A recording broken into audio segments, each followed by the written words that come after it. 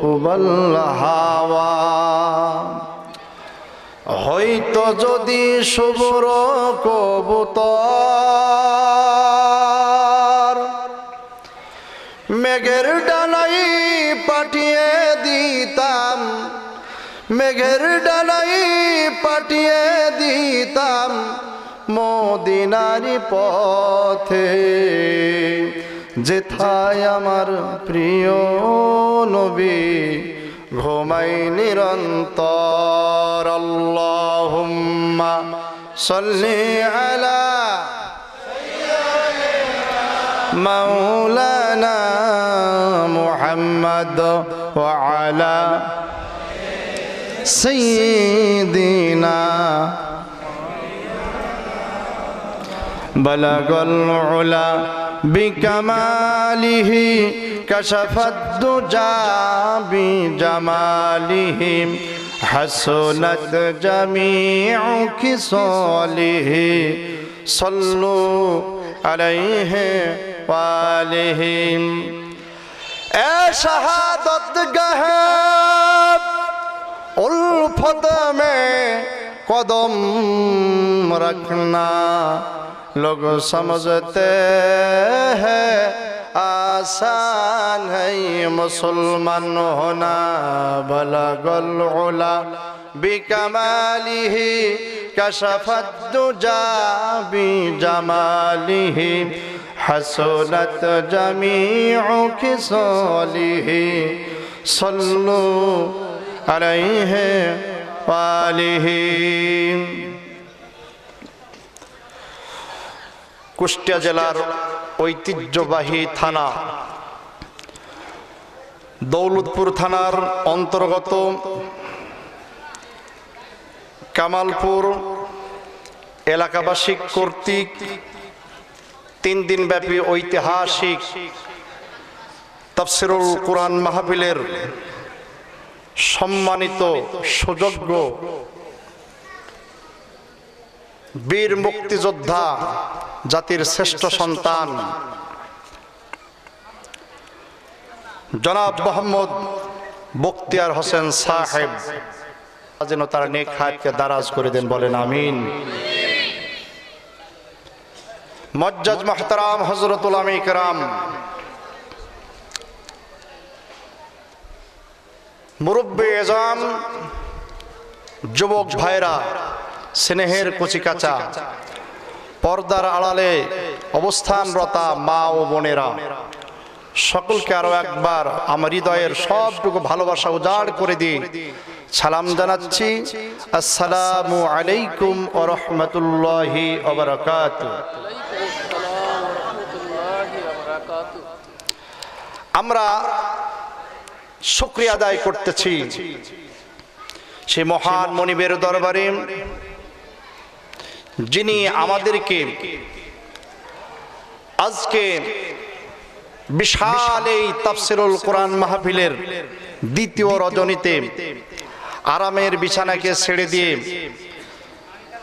কোরআন ও হাদিসের প্যান্ডেল তথা জান্নাতের বাগিচায় এসে বসার তৌফিক দিয়েছেন সেই মহিয়ান গরিয়ান পাক পরওয়ারদিগার, যিনি সর্বক্ষমতার উৎস, সে মহান মনিবের দরবারে আমরা সকলে প্রাণ খুলে একসঙ্গে বলে উঠছি আলহামদুলিল্লাহ।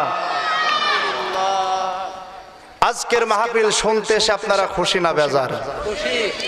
মানুষ যখন খুশি হয় তাদের কণ্ঠের আওয়াজ আস্তে হয় না জোরে হয়? তাহলে খুশি হয়েছেন বুঝবো তখন, প্রশংসার আওয়াজ বাড়বে যখন। কথা ঠিক না বে ঠিক? কাজেই আর একবার আওয়াজ করে বলুন তো আলহামদুলিল্লাহ। বোঝা যাচ্ছে আপনারা 3 দিনব্যাপী ঐতিহাসিক তাফসীরুল কুরআন মাহফিল দিয়ে প্রথম রাত্রিতে জেগে তাফসীর শোনার পরে দ্বিতীয় রাত্রে যখন বসেছেন, এরপরে আপনারা খুশি আছেন। শতকোটি দরুদ ও সালাম পেশ করছি সর্বযুগের সর্বকালের শ্রেষ্ঠ মহানেতা, শোষিত নিপীড়িত নির্যাতিত মানুষের মুক্তির দিশারি সাইয়্যিদুল মুরসালিন আশরাফুল আম্বিয়া জনাবে মুহাম্মদ রাসূলুল্লাহের প্রতি আমরা আরো একবার পড়ছি সাল্লাল্লাহু আলাইহিস সালাম। সম্মানিত উপস্থিতি, আমরা কোরআনুল কারীমের মাহফিল শোনার জন্য এসেছি, কথা ঠিক কিনা? সুতরাং কোরআনের কথা হবে, কোরআনের কথা হয়তো কারোর পক্ষে যাবে, হয়তো কারোর বিপক্ষে যাবে, কথা ঠিক কিনা? মুমিন যারা তাদের পক্ষে কোরআনের কথাগুলো আসবে, যারা মুমিন না তাদের বিপক্ষে কোরআনের কথাগুলো চলে যাবে। তাই বলে কি রাগ করা যাবে? আওয়াজ করে বলেন, রাগ করা যাবে? বন্ধুরা, এই কোরআন শুনে আবু বকরের ঈমান বেড়ে গেছে, আবার এই কোরআনের কথা যখন বলেছে আবু জেহেলের পাগলামি আরো বেড়ে গেছে, কথা ঠিক না ঠিক? সুতরাং আবু বকর মার্কে আমরা যারা এসেছি, আমরা বিশ্বাস করি এখানে সব আবু বকর সিদ্দিকের উত্তরসূরি, কথা ঠিক না ঠিক? আমরা কেউ আবু জেহেলের উত্তরসূরি না। কাজেই যার ব্যথা লাগবে আস্তে করে উঠে চলে যাবে, তাহলে মনে করতে হবে মনে হয় কিছু আবু জেহেলের রক্ত তার ভিতরে কিছু আছে। কি বলেন বন্ধুরা? আমরা কোরআন থেকে আলোচনা করব ইনশাআল্লাহ। আমি আপনাদেরকে জিজ্ঞাসা করতে চাই, কোরআনের মালিক কে? আওয়াজ করে বলেন, মুসলমানদের মতন এই কোরআনের মালিক কে? কোরআনের মালিক হলো আল্লাহ। এর মধ্যে কি কোনো সন্দেহ আছে? যালিকাল কিতাব লা রাইবা ফি হুদাল লিল মুত্তাকিন। আওয়াজ করে বলেন আল্লাহু আকবার। ইহা এমন একটি কিতাব যার মধ্যে তিল পরিমাণ সন্দেহের অবকাশ। এই কিতাব যে সত্য কিতাব তা আজকের বিজ্ঞানীরা পর্যন্ত তা স্বীকার করে। লন্ডনের একজন ইলেকট্রনিক বিজ্ঞানের প্রধান বিজ্ঞানী, নাম ডক্টর আর্থার এলিসন, পরবর্তীতে নাম রাখা হয়েছে আব্দুল্লাহ। কি নাম? তিনি সূরা জুমারের একটা আয়াত নিয়ে গবেষণা করেছিলেন। আল্লাহু ইয়াতাওয়াফাল আনফুসা হিনা মাউতিহা ওয়াল্লাতী লাম তামুত ফি মানামিহা। এই আয়াতে কারিমা নিয়ে তিনি গবেষণা করলেন। করতে করতে এক পর্যায়ে তিনি বললেন, আয়াতের অর্থ হলো মানুষ যখন ঘুমিয়ে যায় তখন তার ভিতর থেকে রূহ নামক একটা বস্তু বের হয়ে যায়। আল্লাহ যার জন্য মৃত্যুর ফায়সালা করে দেন, রূহটা আর ফিরে আসে না, আর যার মৃত্যুর ফায়সালা হয় না, রূহটা আবার তার ভিতরে ফিরিয়ে দেওয়া হয়। এই আয়াত নিয়ে যখন তিনি গবেষণা করলেন, একজন বিজ্ঞানী আয়াত নিয়ে গবেষণা করতে করতে তিনি মিশরের কায়রোতে একটি সেমিনারে গেলেন, যে বললেন, ও পৃথিবীর মানুষেরা, তোমরা লক্ষ্য করে শোনো, এ পৃথিবীতে যত মানুষ মৃত্যু সম্পর্কে তথ্য দিয়েছে, নির্ভেজাল তথ্য কেউ দিতে পারে নাই, কিন্তু আমার গবেষণার মাধ্যমে আমি জানতে পেরেছি মহান রব্বুল ইজ্জত কোরআনুল কারীমের ভিতরে মৃত্যু সম্পর্কে যে নির্ভেজাল তথ্য দিয়েছে, এর থেকে নির্ভেজাল তথ্য পৃথিবীর কোনো মানুষ দিতে পারে নাই। কাজেই তোমরা সাক্ষী থাকো। আমরা পড়ে নিলাম, আশহাদু আল্লা ইলাহা ইল্লাল্লাহু ওয়াহদাহু লা শারীকা লা ওয়া আশহাদু আন্না মুহাম্মাদান আবদুহু ওয়া রাসূলুহু। চিৎকার দিয়ে বলেন সুবহানাল্লাহ। খ্রিস্টান বিজ্ঞানীরা কোরআন রিসার্চ করে মুসলমান হচ্ছে, আর মুসলমানের ঘরে নাস্তিক জন্ম নিচ্ছে। কথা ঠিক বললাম না ঠিক বললাম? আওয়াজ করে বলেন, বাংলার জমিনে নাস্তিক আছে না নাই? নাস্তিকের অভাব নেই। খ্রিস্টানরা কোরআন রিসার্চ করে ঈমান আনে, আর তুমি কোরআনকে অস্বীকার করো, জানতে হবে তোমার কপালটা পুড়ে গেছে। আওয়াজ করে বলেন কথা ঠিক কিনা? বন্ধুরা আমার, কোরআন যে আল্লাহর কিতাব তার প্রমাণ হযরতে ওমর রাদিয়াল্লাহু তাআলা আনহুর জীবনী থেকে একটু শোনেন। হযরত ওমর তখনও ঈমান আনেন নাই। আল্লাহ রসুলকে কষ্ট দেওয়ার জন্য তিনি বিশ্ব নবীজির বাড়িতে গেলেন, যে আল্লাহর নবীজিকে বাড়িতে পেলেন না। হযরত ওমর খুঁজতে খুঁজতে খানায়ে কাবাতে চলে গেলেন, যে দেখতে পেলেন আল্লাহ রসুল সাল্লাল্লাহু আলাইহি সাল্লাম খানায়ে কাবায় দাঁড়িয়ে নামাজ আদায় করতেছে। চিৎকার দিয়ে বলেন সুবহানাল্লাহ। আমার দেশের যুবকদেরকে যদি রাত ৯টা-১০টার সময় খুঁজতে যাওয়া যায় বাড়িতে, মসজিদে পাওয়া যাবে নাকি? হয় টাসের আড্ডায়, নাই যাত্রার প্যান্ডেলে, নাই জোয়ার প্যান্ডেলে, নাই সার্কাসের প্যান্ডেলে, নয়তো ওই নাটকের প্যান্ডেলে। কথা ঠিক বললাম না ঠিক বললাম? কিন্তু হযরত ওমর বিশ্বনবীকে পেয়ে গেলেন খানায় কাবাতে। আল্লাহ রাসূল সুন্দর করে কোরআনুল কারীম তেলাওয়াত করতেছেন, হযরত ওমর দাঁড়িয়ে দাঁড়িয়ে শুনে আশ্চর্য হয়ে যাচ্ছেন। মুহাম্মদ তো একজন বিশাল বড় কবি হয়ে গেছে, কবি যদি না হয় এত সুন্দর করে ভাষার গাঁথুনি মিলিয়ে মিলিয়ে কিভাবে তেলাওয়াত করে। হযরত ওমর মনে মনে ভাবছেন কিন্তু প্রকাশ করছেন না। মুহূর্তের ভিতরে আল্লাহর নবী বিশ্ব নবী মুহাম্মদুর রাসূলুল্লাহ সাল্লাল্লাহু আলাইহি সাল্লাম হযরত ওমরের মনের প্রশ্নের জবাব নামাজের ভিতরে দিয়ে দিলেন। আল্লাহর নবী বললেন, ওমা হুয়া বিকাউলি শাইরিন কলিলাম মা তুমিনুন। ওমর, এটা কোনো কবির কিতাব নয়, আর কম সংখ্যক মানুষই এর উপরে ঈমান এনে থাকেন। হযরত ওমর আশ্চর্য হয়ে গেলেন। আমি মনে করলাম মুহাম্মদ মনে হয় কবি হয়ে গেছে, অথচ আমি এখনো মুখ দিয়ে বলি নাই, প্রকাশ করি নাই। আমার অন্তরের কথা মুহাম্মদ কি করে জেনে গেল? তাহলে মুহাম্মদ শুধু কবি হয় নাই, মুহাম্মদ একজন গণক হয়ে গেছে। বলেন নাউজুবিল্লাহ। গণক যদি না হবে আমার মনের কথা কি করে মুহাম্মদ জানতে পারলো?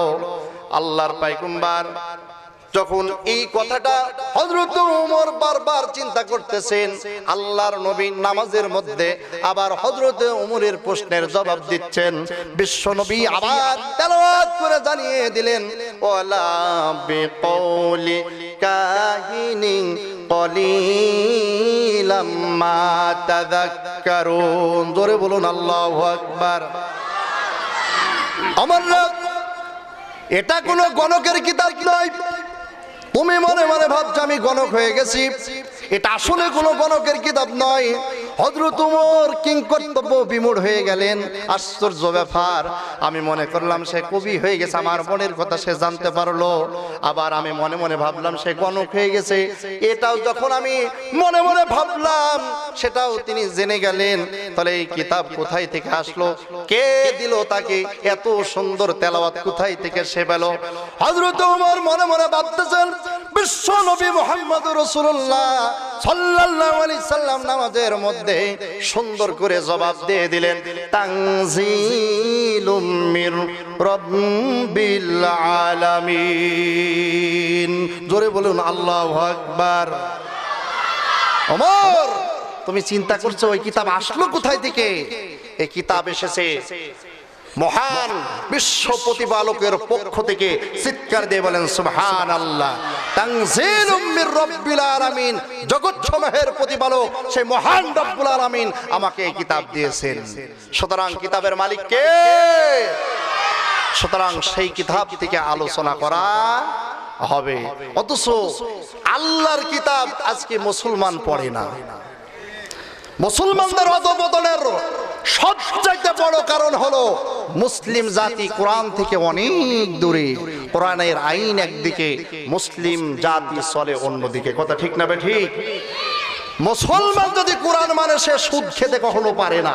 কথা ঠিক না বে ঠিক? মুসলমান যদি কোরআন মানে সে কখনো দুর্নীতি করতে পারে না। মুসলমান যদি কোরআন মানে সে কখনো ঘুষ খেতে পারে না। মুসলমান যদি কোরআন মানে সে বিবাহ করতে যে যৌতুক নিতে পারে। যৌতুক আমাদের দেশে আছে না নাই? কম না বেশি?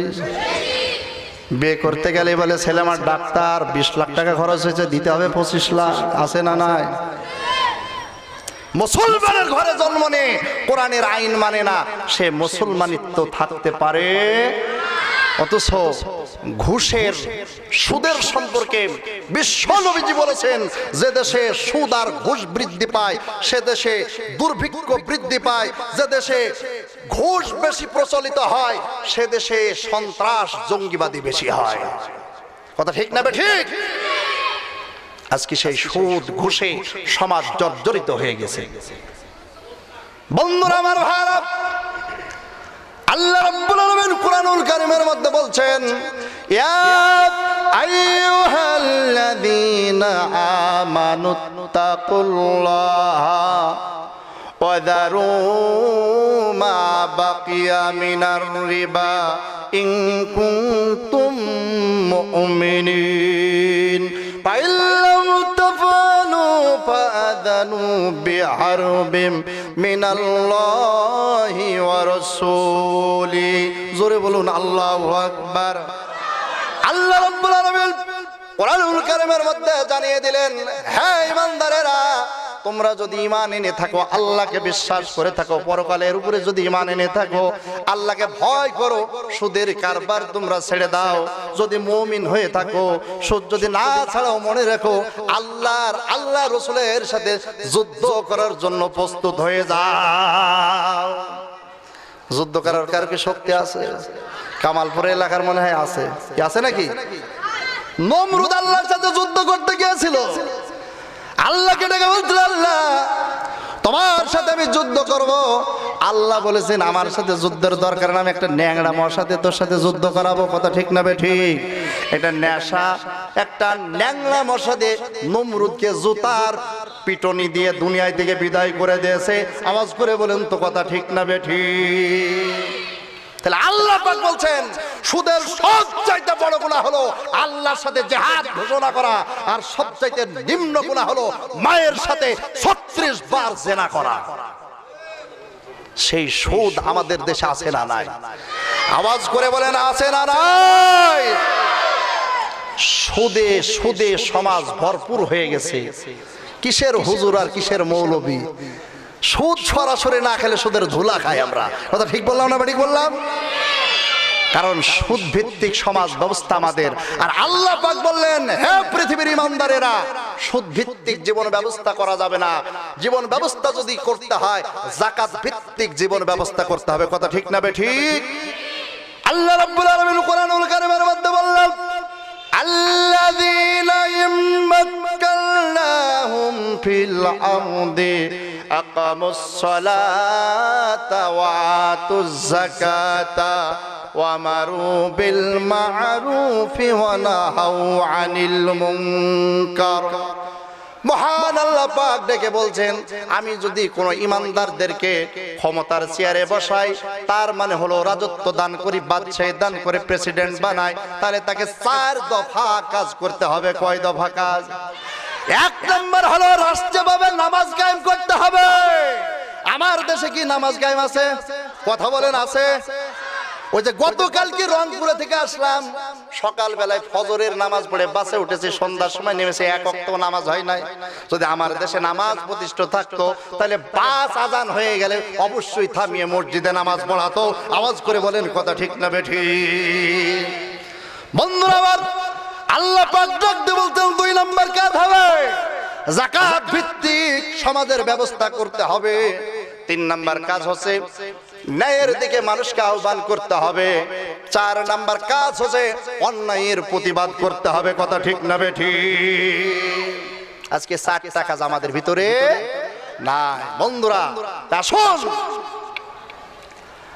জীবন যতদিন বাঁচবে, নিঃশ্বাস যতদিন বইবে, আজকের এই কামালপুর 3 দিন ব্যাপী ঐতিহাসিক মাহফিল থেকে প্রতিজ্ঞা করে যেতে হবে, হাতে হাত মিলিয়ে কাঁধে কাঁধ মিলিয়ে জীবন যতদিন বাঁচবে আল্লাহর আইন বাস্তবায়ন করার জন্য কোরআনী আন্দোলন করতে হবে।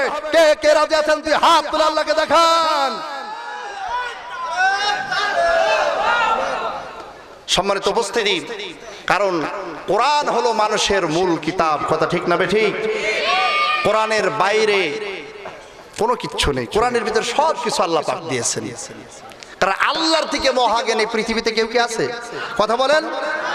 আল্লাহর থেকে মহাজ্ঞানী যদি কেউ না থাকে, অতীতে যদি না থাকে, বর্তমানে যদি না থাকে, ভবিষ্যতে যদি না থাকে, আল্লাহর দেওয়া বিধানের থেকে নির্ভেজাল বিধান এ পৃথিবীতে আর কিছু থাকতে পারে না। আওয়াজ করে বলেন কথা ঠিক না বেঠিক?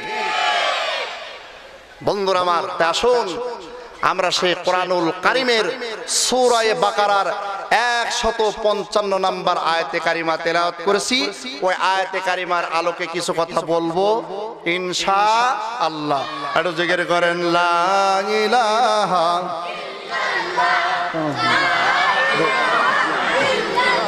লা ইলাহা লা ইলাহা ইল্লাল্লাহ লা ইলাহা ইল্লাল্লাহ মুহাম্মাদুর রাসূলুল্লাহ সাল্লাল্লাহু আলাইহি সাল্লাম। সম্মানিত উপস্থিতি, আমি আপনাদের সামনে তেলাওয়াত করেছি সূরা বাকারা। কি সূরা? কোরআনুল কারীমের ভিতরে 114টা সূরা রয়েছে। তার মধ্যে সবচেয়ে বড় সূরা, সবচেয়ে বৃহত্তম সূরা হলো সূরা বাকারা। এই সূরার ভিতরে 286টা আয়াত রয়েছে, 40টা রুকু রয়েছে। তার মধ্যে থেকে আমি 155 নম্বর আয়াতে কারিমা তেলাওয়াত করেছি, যেই সূরার ভিতরে 1000 হুকুম আছে, 1000 নিষেধ আছে, 1000 হিকমত আছে, 1000 কাহিনী আছে। এগুলো তাফসিরে মাজিরির ভিতরে বর্ণনা রয়েছে। তো সেই সূরা অত্যন্ত বোঝা যাচ্ছে অত্যন্ত একটি গুরুত্বপূর্ণ সূরা, কথা ঠিক কিনা? কাজে সেই সূরা থেকে আমরা আলোচনা করব ইনশাআল্লাহ।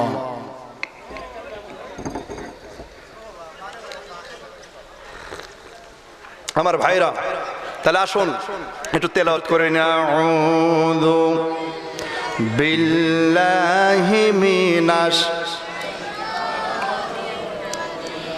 বিসমিল্লাহির রাহমানির রাহিম।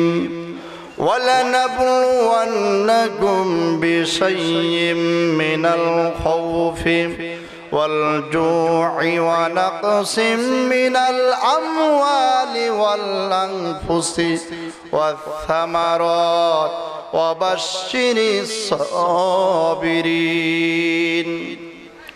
আয়াতে কারিমে ইরশাদ হচ্ছে, অবশ্যই নিঃসন্দেহ আমি পরীক্ষা নেব ভয়, দুর্ভিক্ষ, জানমালের ক্ষতি, ফল ফসল নষ্ট করে। তবে সুসংবাদ তাদের জন্য যারা হাজারো পরীক্ষা নেওয়ার পরে ধৈর্য ধারণ করবে। তার মানে হলো আল্লাহ পাক বলতেন, হে ইমানদারেরা, আমি তোমাদেরকে পরীক্ষা নেব ভয় দিয়ে, ক্ষুধা দিয়ে, জানমালের ক্ষতি দিয়া, ফল ফসলের ক্ষতি দিয়া, নষ্ট করে, অসুখ বিসুখ দিয়া, বিভিন্ন দিক দিয়ে তোমাদেরকে পরীক্ষা নেব। তবে সুসংবাদ তাদের জন্য হাজারো পরীক্ষার পর যারা ধৈর্য ধারণ করবে। তাহলে আয়াতে কারিমার দ্বারা প্রমাণ হচ্ছে মুমিন যারা তাদেরকে পরীক্ষা নেবেন কে? আওয়াজ করে বলেন, পরীক্ষা নেবেন কে? এই কথাটা কবি ইকবালও বলছেন, এ শাহাদত গাহে উলফত মে কদম রাখনা, এ শাহাদত গাহে উলফত মে কদম রাখনা, লোগ সমঝতে হ্যায় আসান হ্যায় মুসলমান হোনা। কবি ইকবাল বলেন, মানুষ মনে করে ঈমান আনা, মুসলমান হওয়া বড় সহজ ব্যাপার, কিন্তু তা না। মুসলমান হওয়া মানে শাহাদাতের ঈদগাহে পা রাখা। আমার বন্ধুরা, আমার ভাইয়েরা, আল্লাহ রাব্বুল আলামিন পরীক্ষা নেবেন। শুধু আমাদেরকে পরীক্ষা নেবেন না, ইতিপূর্বে যত মুমিন মুমিনাত এসেছিল সকলকে আল্লাহ পাক পরীক্ষা নিয়েছেন। বুখারী শরীফের হাদিস, বিশ্বনবীজি মুহাম্মদুর রাসূলুল্লাহ সাল্লাল্লাহু আলাইহি সাল্লাম খানায়ে কাবাতে হেলান দিয়ে আরাম করতেছিলেন, বসেছিলেন। ঠিক এমন সময় আল্লাহ রাসূলের একজন সাহাবা, নাম হলো হযরতে খাব্বাব বিন আরত রাদিয়াল্লাহু তাআলা আনহু, আল্লাহ রাসূলের কাছে আসলেন। এসে বললেন, ইয়া রাসূলুল্লাহ, ইয়া হাবিবাল্লাহ, আপনি কি আমাদের জন্য একটু দোয়া করবেন না? আর কতকাল মার খাবো, আর কতদিন জীবন দেব, আর কতদিন জুলুম অত্যাচার সহ্য করব, আর কতদিন আগুনের মধ্যে পুড়ে পুড়ে শেষ হব?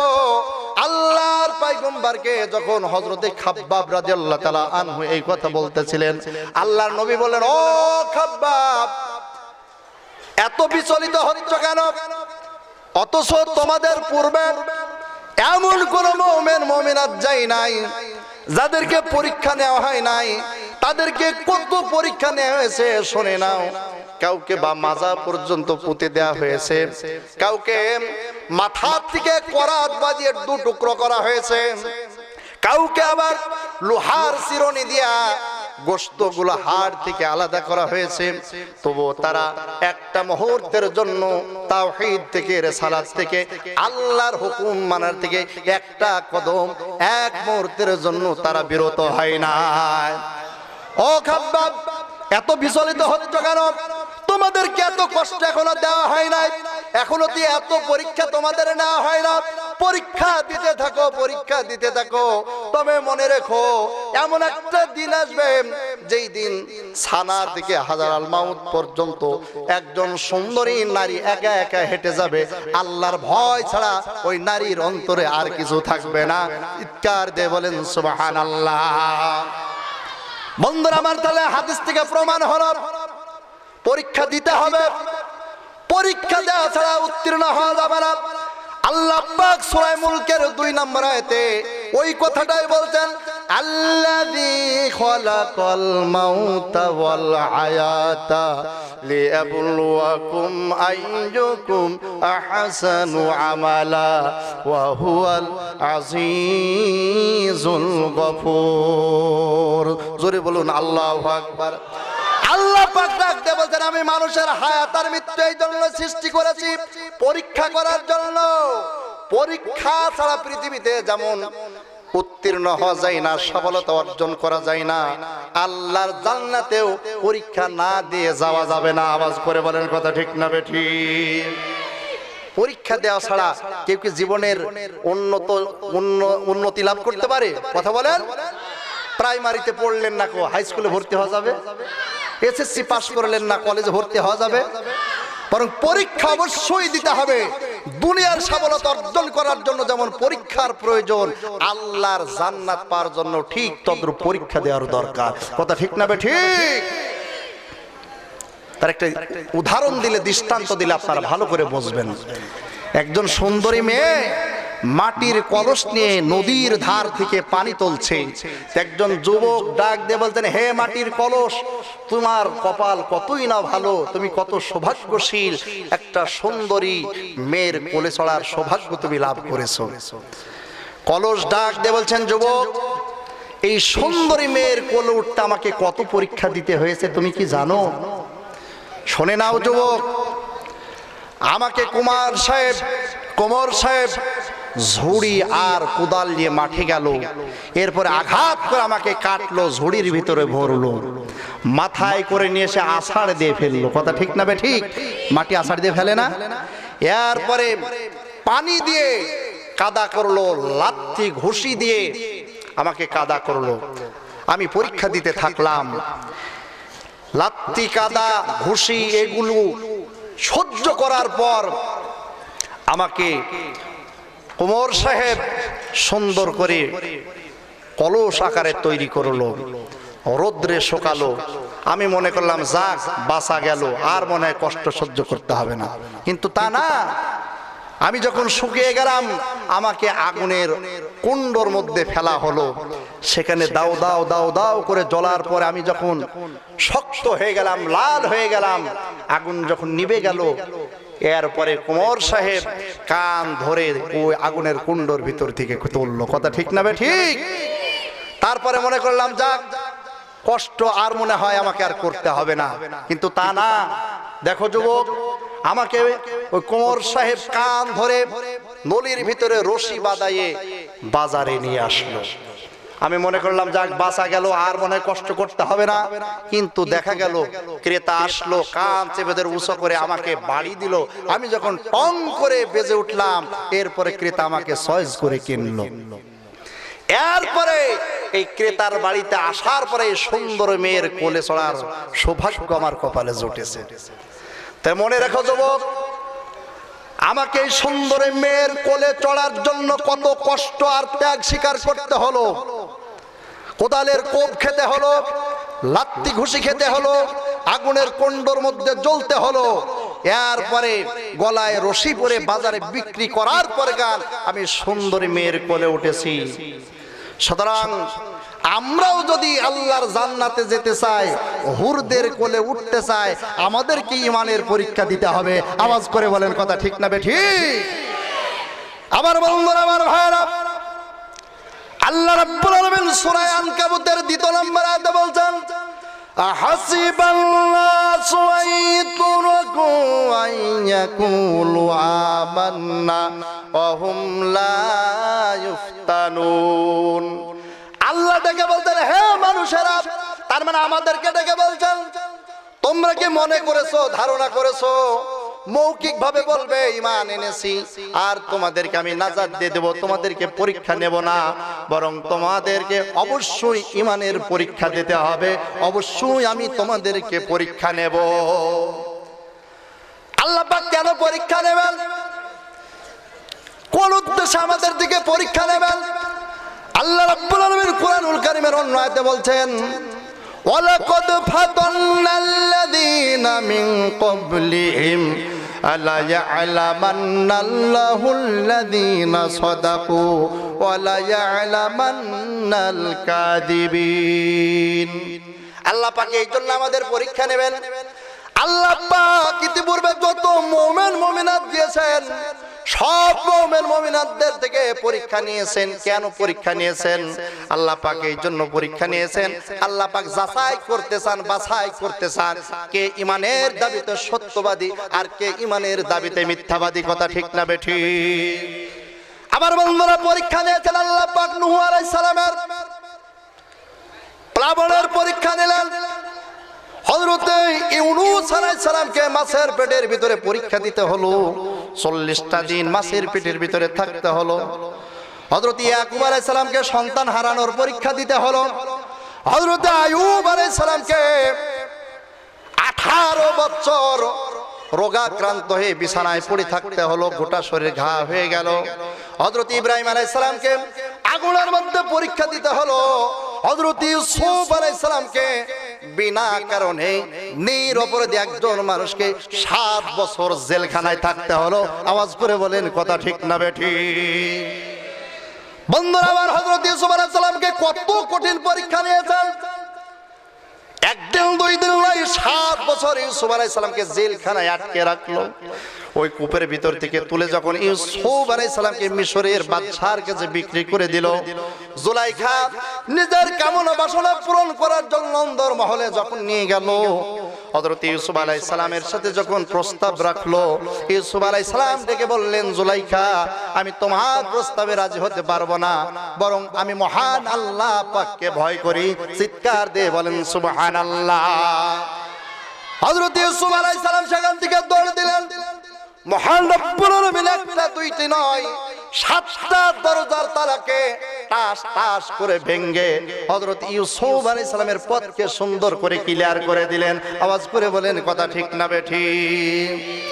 বিষয়টা যখন জানাজানি হয়ে গেল, জুলাইখা স্বামীকে ডেকে বলল, স্বামী গো, নিঃসন্দেহ আমি অপরাধী, এর মধ্যে কোনো সন্দেহ নেই, কিন্তু আমার অপরাধের কারণে যদি আপনি আমাকে তালাক দেন, তাও আপনার সম্মান থাকবে না, ইজ্জত থাকবে না।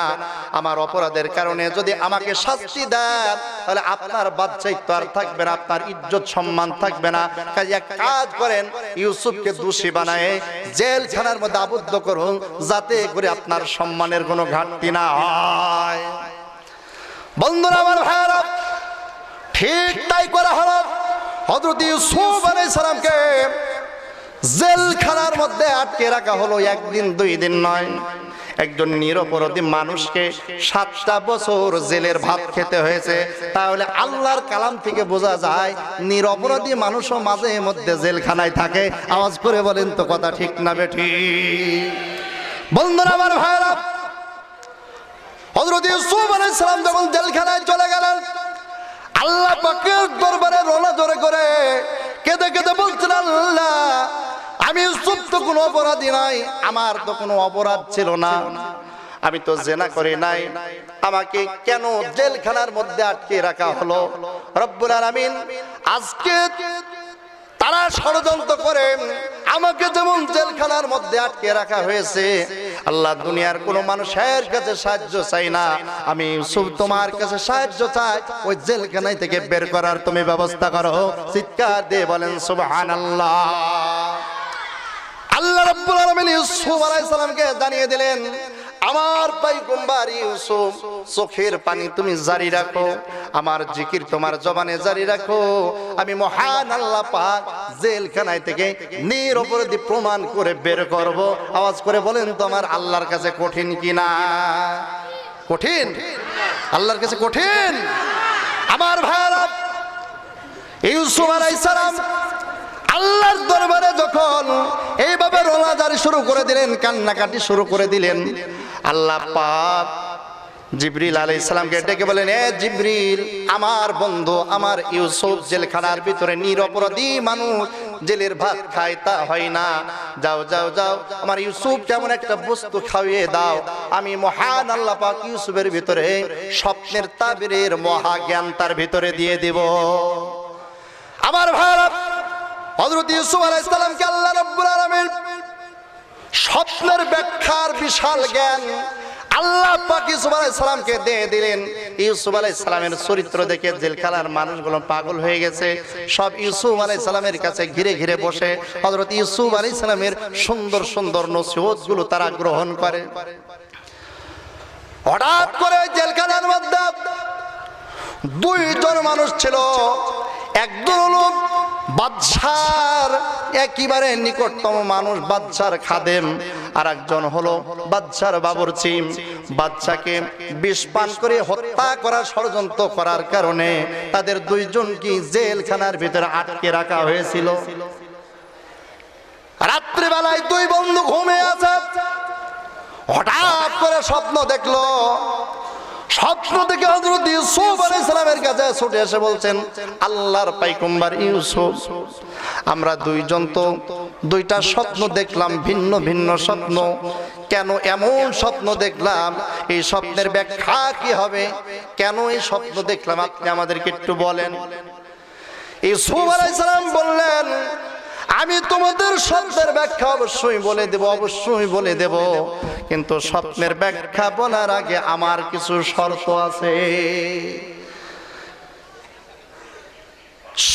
কারাবন্দী সঙ্গীদাই হযরত ইউসুফ আলাইহিস সালামকে বললেন, কি আপনার শর্ত আপনি বলুন।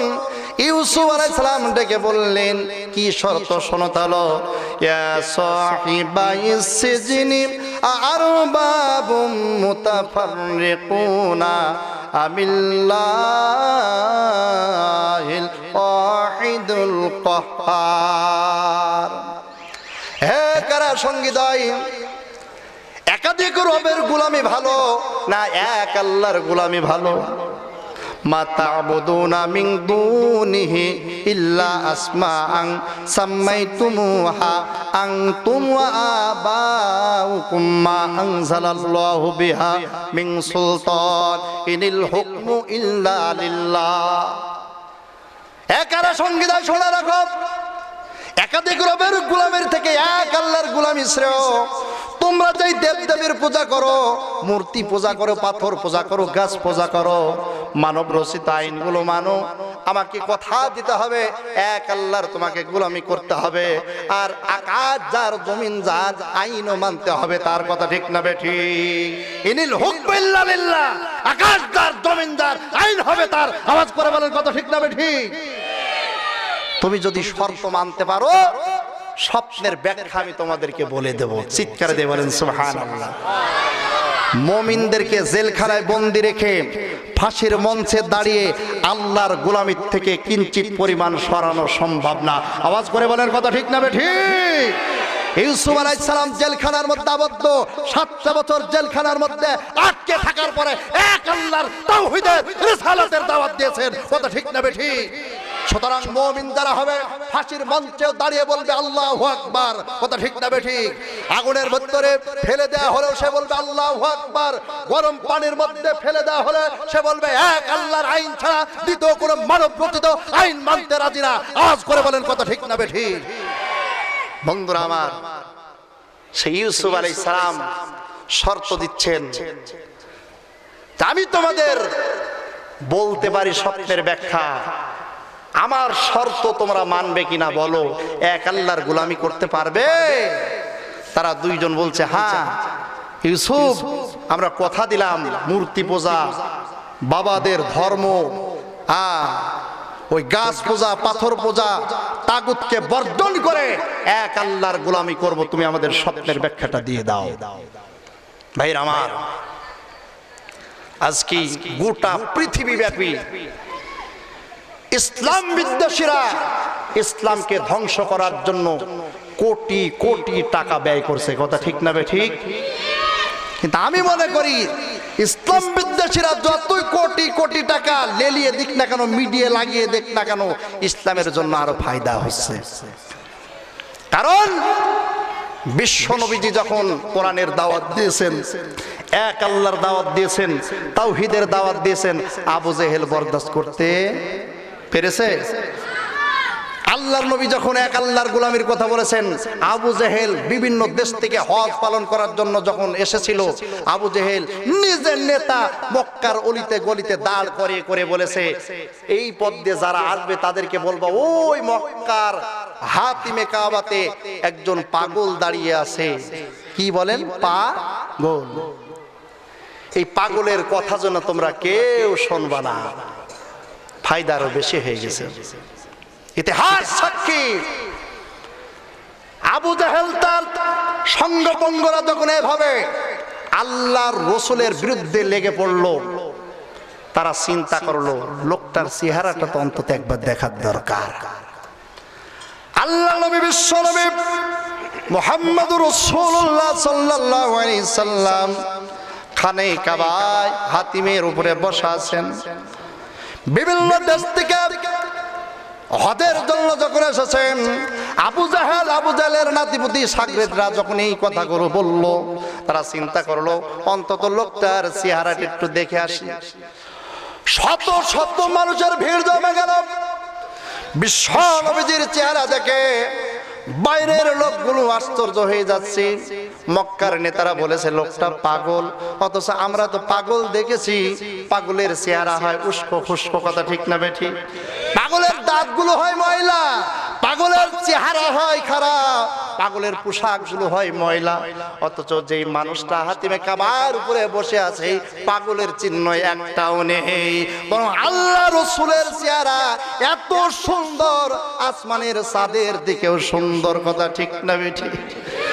এই লোকগুলো মনে করল মক্কার নেতাদের কথার সাথে তো কোনো মিল নেই, বলল পাগল বসে আছে, অথচ পাগলের চিহ্ন তো তার মধ্যে পেলাম না। তাই তারা কানের ভিতরতে আঙ্গুলটা বের করে চিন্তা করলো যে একটু কোন কথা বলে কি বলে একটু শুনি। আল্লাহ নবী, বিশ্ব নবী মুহাম্মদুর রাসূলুল্লাহ সূরা রহমান থেকে তেলাওয়াত করা শুরু করে দিলেন। আর রহমান আল্লামাল কুরআন খলাকাল ইনসান আল্লামাহুল বায়ান। আল্লাহ নবী যখন সূরা রহমান থেকে সুন্দর করে তেলাওয়াত করা শুরু করলেন, ওই মক্কাতে যে সমস্ত লোকগুলো বহির বিশ্ব থেকে এসেছিল, আল্লাহ রাসূলের তেলাওয়াত শুনে তারা বলল যে এই লোকটাকে তারা পাগল বলেছে, এই লোকটা পাগল হতে পারে না, পাগল যদি হয় এত সুন্দর করে কোরআনুল কারীম তেলাওয়াত করতে পারে না, কথা ঠিক না বেঠিক? ইতিহাস সাক্ষী আছে, একদম দুইজন নাই, ৭২ জন একসাথে কালিমা পড়ে মুসলমান হয়ে গেছে। চিৎকার দিয়ে বলেন সুবহানাল্লাহ। আবু জেহেল চেয়েছিল কেউ যেন মুসলমান না হয়, কেউ যেন মুসলমান, কেউ যেন আল্লাহ রাসূলের কথা না শোনে, কিন্তু উল্টা কাজে লেগে গেছে, কথা ঠিক না বেঠিক? আমি মনে করি আজকের পৃথিবীতে যা হচ্ছে, তারা যতই মিডিয়া লেলিয়ে দিক আর মনে করে মুসলমান হলো জঙ্গি, মুসলমান হলো সন্ত্রাস, তত বেশি ইসলামের প্রসার ঘটছে, কথা ঠিক না বেঠিক? এই সব কাজগুলো করে কেবলমাত্র হিংসার বশবর্তী হয়ে, কথা ঠিক না বেঠিক? কারণ মানুষ হিংসা এমন একটি জিনিস, হিংসা মানুষের ভিতর থেকে আমলগুলো এইভাবে ধ্বংস করে দেয়, নষ্ট করে দেয়। কাঠ যেমন আগুন লাগলে যেমন কাঠকে ধ্বংস করে দেয়, কথা ঠিক না বেঠিক? সেই হিংসার পড়ে আজকে মানুষ নিজেদের আমলগুলোকে আমরা নষ্ট করে ফেলছি। আমার ভাইয়েরা, ওই যে একটা গল্প মনে পড়লো, এটা উপন্যাসের ভিতরে লিখেছে, হিংসাতে এমন একটা মানুষ একটা পাথর পেয়েছে। কি পেয়েছে? পাথর পেয়েছে। তো পাথরে ঘষা লেগেছে, তো একটা দত্ত বের হয়েছে। কি বের হয়েছে ভাইজান?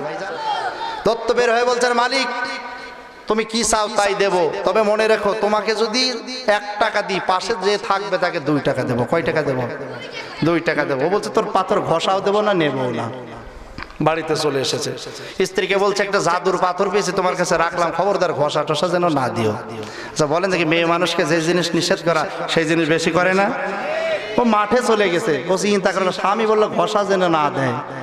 আছে আছে কি একটু দেখি না, পাথরটা বের করে ঘষা দিয়েছে। ঘষা দেওয়ার সাথে সাথে একটা দত্ত বের হয়েছে। বলছে কি চান? বলে কি চাও বোঝো না, সাবরা ঘরে থাকে, বিল্ডিং করে দাও। সব বিল্ডিং। স্বামী মাঠ থেকে এসে বাড়ি খুঁজে পায় না। বাড়ি গেল কোথায়? কষ্ট মষ্ট করে বাড়ির ভিতরে ঢুকেছে। ঢোকার পরে স্ত্রীকে বলছে, সেই পাথর কই? তোমাকে না এতবার বললাম ঘষা যেন না লাগে। তুমি তো বোঝো না, ঘরের দিকে তাকিয়ে দেখো। স্বামী বলছেন তুমি একটু বাইরের দিকে তাকিয়ে দেখো, তোমার তো 1 তালা হয়েছে, বাইরে দেখো 2 তালা। পাথর স্বামীর হাতে দিয়েছে, স্বামী ঘষা দিয়েছে, দত্ত বের হয়েছে। বেরে বলছেন, মরিব আপনি কি চান? বলে কি চাই বোঝো না, আমার একটা চোখ কানা করে দাও। তাহলে পাশের লোকের কয় চোখ কানা হবে বলেন? এইরকম হিংসা মানে কামালপুরে নাই, আছে নাকি? এরকম হিংসা আছে কামালপুরে? সব জায়গায় আছে মোটামুটি। আজকে হিংসার কারণে কারো উন্নতি হোক সহ্য হয় না, আছে না নাই? একটু ভালো খায়, এটা সহ্য হয় না। এরকম হিংসার অভাব নাই। আমার ভাইরা, এমন মানুষ আছে দেখবেন, অনেক মানুষ আছে হুজুর দেখলে চুলকানে উঠে যায়। উঠে কি ওঠে না? অ্যালার্জি। অ্যালার্জি 3 প্রকার। দেখলেও অ্যালার্জি হয়, ও শুনলেও অ্যালার্জি হয়, খাইলেও অ্যালার্জি হয়। দেখবেন অনেক মানুষ হুজুর দেখলেই ওর মাথা খারাপ, কথা কোরআনের কথা শুনলেই ওর মাথা খারাপ। এরকম লোক আছে না নাই? একটু বেশি খাবে, হুজুর একটু পোষপাশে যাবে, পরের বাড়ির দাওয়াত খেয়ে যাওয়ার কায়দা দেখো। আর যদি একটু মনে করেন যে আমার মতন পাতলা গঠনের হয়, এ ফকিরি বিদ্যা বাড়ি কোনো কি কাজ আছে নাকি? খাবে কি? কথা বলেন। এরকম লোক আছে না? হুজুর দেখলেই সহ্য হয় না। বন্ধুরা আমার, ওই যে আসলে অনেক মানুষ আছে, একদম বাংলাদেশের একদম শ্রেষ্ঠ বক্তা, সিলেটে বাড়ি। তিনি একদিন গল্প করছিলেন যে এক হোটেলে খেতে বসেছি, মানসম্পন্ন হোটেল, তো গোশত খাচ্ছি, চেটে চেটে খাচ্ছি সুন্নত তরিকায়। তা আমার পাশে 2 জন শিক্ষিত শয়তান বসে আছে, তো ওদের আর সহ্য টহ্য হচ্ছে না। ওরা বলছে, দেখ হুজুর যে কায়দায় খাচ্ছে, হুজুর দেশের কুকুররা কি খায় আল্লাহ ভালো জানে। এক পর্যায়ে ওদের আর সহ্যই হয় নাই, বলেই ফেলেছে, হুজুর একটা কথা বলি, কিছু যদি মনে না করেন। আচ্ছা কি বলবেন বলেন। বলছে, আপনি যেভাবে হাড় গোলন খাইলেন, তা আপনার দেশে কুকুর কি খেয়ে গেছে? হুজুর আশ্চর্য হয়ে গেছেন, সর্বনাশ, আমার দেশে কুকুর কি খেয়ে বাঁচে? তিনি আর একটা হাড়ের উপর কামড় দিয়ে তিনারা তখন চা খাচ্ছিলেন। তো বলছেন, আমার দেশের কুকুর তো হাড় খায় না, আমার দেশের কুকুরগুলো চা খায়। ওদের মাথা খারাপ, বড় বড় চোখ করে হুজুরকে বলছেন, হুজুর আমাদেরকে কুত্তা বানাইলেন? যারে ভাই, আমি তো আপনাকে কুত্তা বলি, আপনি বলছেন যে আমার হাড় খাওয়ার ভাব দেখে মনে করছে আমার দেশের কুকুর টুকুর আর নেই। আপনি কি আমার দেশে কুকুর আছে বিশ্বাস করেন? যে হ্যাঁ বিশ্বাস করি। তাহলে আপনি বিশ্বাস করেন না, তাহলে চা খাই? এরকম লোক আছে না? হুজুর দেখলেই সহ্য হয় না। ঠিক বিশ্বনবীর সময় তাই ছিল। আল্লাহর পয়গম্বরকে, আল্লাহর পয়গম্বরের বিরুদ্ধে এমন লাগাতার লেগেছিল, সবসময় আল্লাহর নবীকে পাগল বলতো, আল্লাহ রসুলকে জাদুকার বলতো। আল্লাহ পাক সূরা কলমের ভিতরে বলছেন, মা আনতা বিনিআমাতি রাব্বিকা মাজনুন। আল্লাহ পাক ডেকে বলছেন, হে রাসূল, আপনার রবের নিয়ামতে আপনি পাগল নন, যারা পাগল বলে তারাই হলো পাগল। কথা ঠিক না বেঠিক? আজকের সমাজে হুজুরদেরকে পাগল বলে আছে না নাই? বিশ্ব নবীকে পাগল বলেছিলেন। কেন পাগল বলেছেন তাফসীরের কিতাবের মধ্যে কয়েকটা কারণ পেয়েছি। সেই কারণের মধ্যে এক নাম্বার কারণ হলো আল্লাহ রসুলকে এমনিতেই তারা পাগল বলতো। কি বলতো? এমনিতেই পাগল বলতো, কোনো কথা ছাড়াই, কোনো কারণ ছাড়াই পাগল বলতো। যেমন মনে করেন একজন লোক সভাপতি সাহেব বসে আছেন, বলে দিলাম এ হলো রাজাকার। কোনো কথা আছে বলেন, এই রাজাকার বললা কেন? এমনি বললাম। আল্লাহ রসুলকে ওইভাবে আবু জেহেলেরা পাগল বলতো।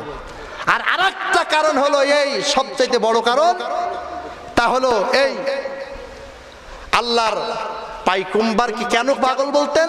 মনে করে আপনাদের মসজিদের ইমাম সাহেব যিনি আছেন, এই এলাকাতে একটা বেদাত চালু হয়েছে। ইমাম সাহেব মুসল্লিদেরকে বললেন, মুসল্লিরা এই বেদাতটাকে তো বন্ধ করার দরকার, তোমরা এক কাজ করো, আমার সাথে কে কে আসো, আমার পিছনে আসো, প্রতিরোধ করব যে কায়দায় হোক সমাজ থেকে, যে কায়দায় হোক, যেভাবেই হোক, আমরা এই বেদাতটাকে সমাজ থেকে দূরীভূত করব। মনে করেন 100 জন মুসল্লি আছে, তার মধ্যে 95 জন মুসল্লি বললেন, হুজুর আপনার কি মাথা খারাপ হয়েছে? আরে যেমন তাই করুক, ওদের সাথে আমাদের ফেতনা করার দরকার নাই। 5 জন লোক ইমাম সাহেবের পিছনে গেল। ইমাম সাহেব তাকে নিয়ে ওই বেদাতের আখড়াকে ভাঙ্গার জন্য গেল। আচ্ছা বলেন দেখো, স্বাভাবিক জ্ঞান দিয়ে বলেন যে ওই 95 জন লোক বলবে যে লোকটা পাগল। কথা ঠিক না বেঠিক? ঠিক বিশ্বনবীর জামানায় একই কায়দাই ছিল। যে সময় শিরক বেদাত তাগুতে ভরা ছিল, বিশ্বনবীজি সেই জামানায় আসলেন, এসে বললেন, ইয়া আইয়ুহান নাস কুলু লা ইলাহা ইল্লাল্লাহ, হে পৃথিবীর মানুষ তোমরা এক আল্লাহর গোলামি করো, আল্লাহ ছাড়া অন্য কারোর গোলামি তোমরা করো, পাথর পূজা ছেড়ে দাও, মূর্তি পূজা ছেড়ে দাও, তাগুতকে বর্জন করো। এই কথা যখন বললেন তখন অমনি আবু জেহেলের মাথা খারাপ হয়ে গেল। কারণ সব আবু জেহেলের পক্ষে, মাত্র বিশ্বনবীজির পক্ষে 2-4 জন। কথা ঠিক না বেঠিক? তখন এই কারণে, এই জন্যই তখন আবু জেহেলের লোকেরা বলল মুহাম্মদ একটা পাগল। আজকেও দেখবেন অনেক হুজুর কোরআনের হক কথা বলে যে ওই হুজুর, দুনিয়ার কি আর হুজুর নাই, খালি ওই হুজুরের দোষ আছে না? কথা বলেন, এরকম আছে না নাই? কারণ কি? ও কোরআনের হক কথাগুলো বলতে চায়। আর 90% মুসল্লি বলে হুজুর এই পিছনে যাওয়া যাবে না। আর এই কথা আপনি যে কথাগুলো বলেন, এই কথার পিছনে যদি আমরা যাই, না জানি কখন আমাদেরকে গ্রেফতার করে নিয়ে যায়। কথা ঠিক বললাম না ঠিক বললাম? 2 নম্বর কারণ বিশ্বনবীজিকে পাগল বলার একটা আজকের সমাজের সাথে মেলা। আমার ভাইরা, আমার বাবাজিরা, হযরত ইউসুফ আলাইহিস সালাম 2 জন কারা সঙ্গীদেরকে ডাক দিয়ে বললেন, ও কারা সঙ্গীদয়, তোমাদেরকে অবশ্যই স্বপ্নের ব্যাখ্যা আমি দেব, তবে 1 নম্বর শর্ত হলো এক আল্লাহর গোলামি তোমাদেরকে করতে হবে। কারা সঙ্গীদয় বলল, ইউসুফ আমরা অবশ্যই তোমার শর্তকে মেনে নিলাম, আমাদের স্বপ্নের ব্যাখ্যা কি হবে আমাদেরকে বলে দাও। ইউসুফ আলাইহিস সালাম বললেন, কি স্বপ্ন দেখেছো বলো। এবার বাদশার বাবুর্চি বলল, ও ইউসুফ, রাত্রিবেলায় ঘুমিয়েছিলাম, স্বপ্নে দেখতে পেলাম আমি মাথায় করে 3টা রুটি নিয়ে যাচ্ছি, হঠাৎ করে একটা পাখি এসে ওই 3টা রুটি ঠুকিয়ে ঠুকিয়ে খাচ্ছে। বাদশার বডিগার্ড বলল, ইউসুফ আমি একই টাইমে একই সময় স্বপ্ন দেখলাম, 3টা আঙ্গুরের ঝোঁকা থেকে আঙ্গুরগুলো আমি ছিঁড়লাম, এরপরে আঙ্গুরগুলো আমি চিপে চিপে রস বের করলাম, রস বের করে গ্লাসের মধ্যে ভরলাম, বাদশাকে যে আবার ওই আঙ্গুরের রসগুলো খাওয়াচ্ছি, পান করাচ্ছি। এই যে 2 জন 2 রকম স্বপ্ন দেখলাম, কেন স্বপ্ন দেখলাম, এই স্বপ্নের ব্যাখ্যাটা কি হবে ইউসুফ আপনি আমাদেরকে বলে দিন। ইউসুফ আলাইহিস সালাম বললেন, অবশ্যই তোমাদের স্বপ্নের ব্যাখ্যা বলবো। হ্যাঁ কারা সঙ্গীদয়, তোমাদের মধ্যে থেকে যে স্বপ্ন দেখেছে আঙ্গুর চিপে চিপে রস বের করে গিলাস ভর্তি করে বাচ্চাকে খাওয়াচ্ছ, তার মানে তুমি বাদশার খাদেম ছিলে, বাদশার বডিগার্ড ছিলে, তোমাকে অপরাধ দিয়েছিল বাচ্চাকে বিষ পান করে হত্যা করার, কিন্তু আসলে তুমি এই অপরাধী না, বরং 3 দিন পর তোমার ব্যাপারে ওই কোর্ট থেকে রায় আসবে যে তুমি কোনো অপরাধী ছিলে না। বাদশা যেই খেদমত তুমি করতে পূর্বের খেদমত আবার তুমি ফিরে পাবে। বলেন সুবহানাল্লাহ। তার মানে বাচ্চাকে আবার মদ পান করাবে, বাচ্চাকে আবার শরবত পান করাবেন। 3 দিন ব্যাপারে 3 দিন পর তোমার ব্যাপারে এই ফাইসালা আসবে। বন্ধুরা আমার, দ্বিতীয় জন বলল আমার স্বপ্নের ব্যাখ্যা কি হবে বলেন। এবার দ্বিতীয় জনকে ইউসুফ আলাইহিস সালাম ডেকে বলল তোমার স্বপ্নের ব্যাখ্যা কি হবে শোনো। তুমি যে মাথার উপরে করে 3টা রুটি নিয়ে যাচ্ছিলেন, আর 3টা রুটি ওই পাখিতে ঠুকরিয়ে ঠুকরিয়ে খাচ্ছিল, তার মানে বাচ্চাকে খাবারের মধ্যে বিষ মিশিয়ে হত্যা করার ষড়যন্ত্র তুমি করেছিলে। 3 দিন পর তোমার ব্যাপারে রায় আসবে, তোমাকে শুলিতে চড়ানো হবে, তোমাকে ফাঁসির কাস্টে ঝুলতে হবে, তোমার শির উচ্ছেদ করা হবে, তার মাথা যখন কেটে ফেলে দেওয়া হবে পাখিগুলো ঠুকিয়ে ঠুকে তোমার মাথার মগজ খাবে।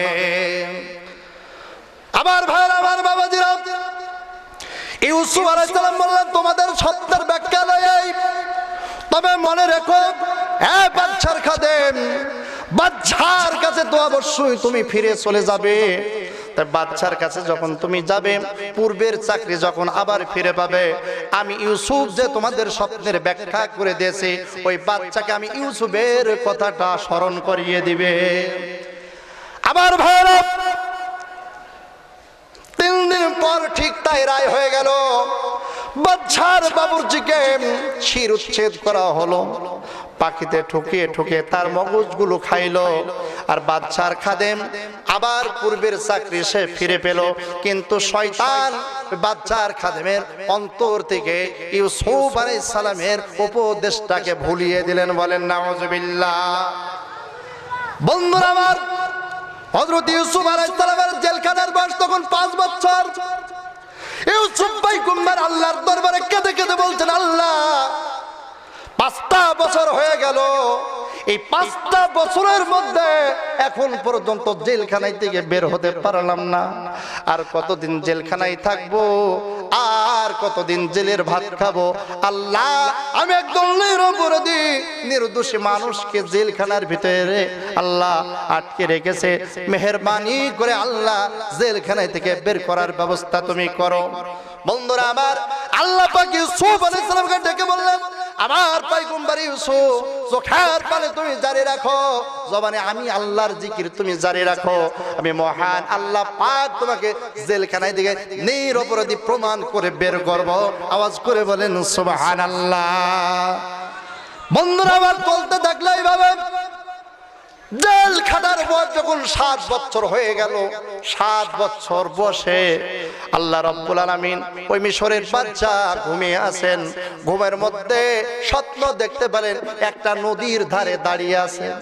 এই নদীর মধ্য থেকে 7টা মোটা তাজা গাভী পানির ভিতর থেকে উঠে চলে আসলো।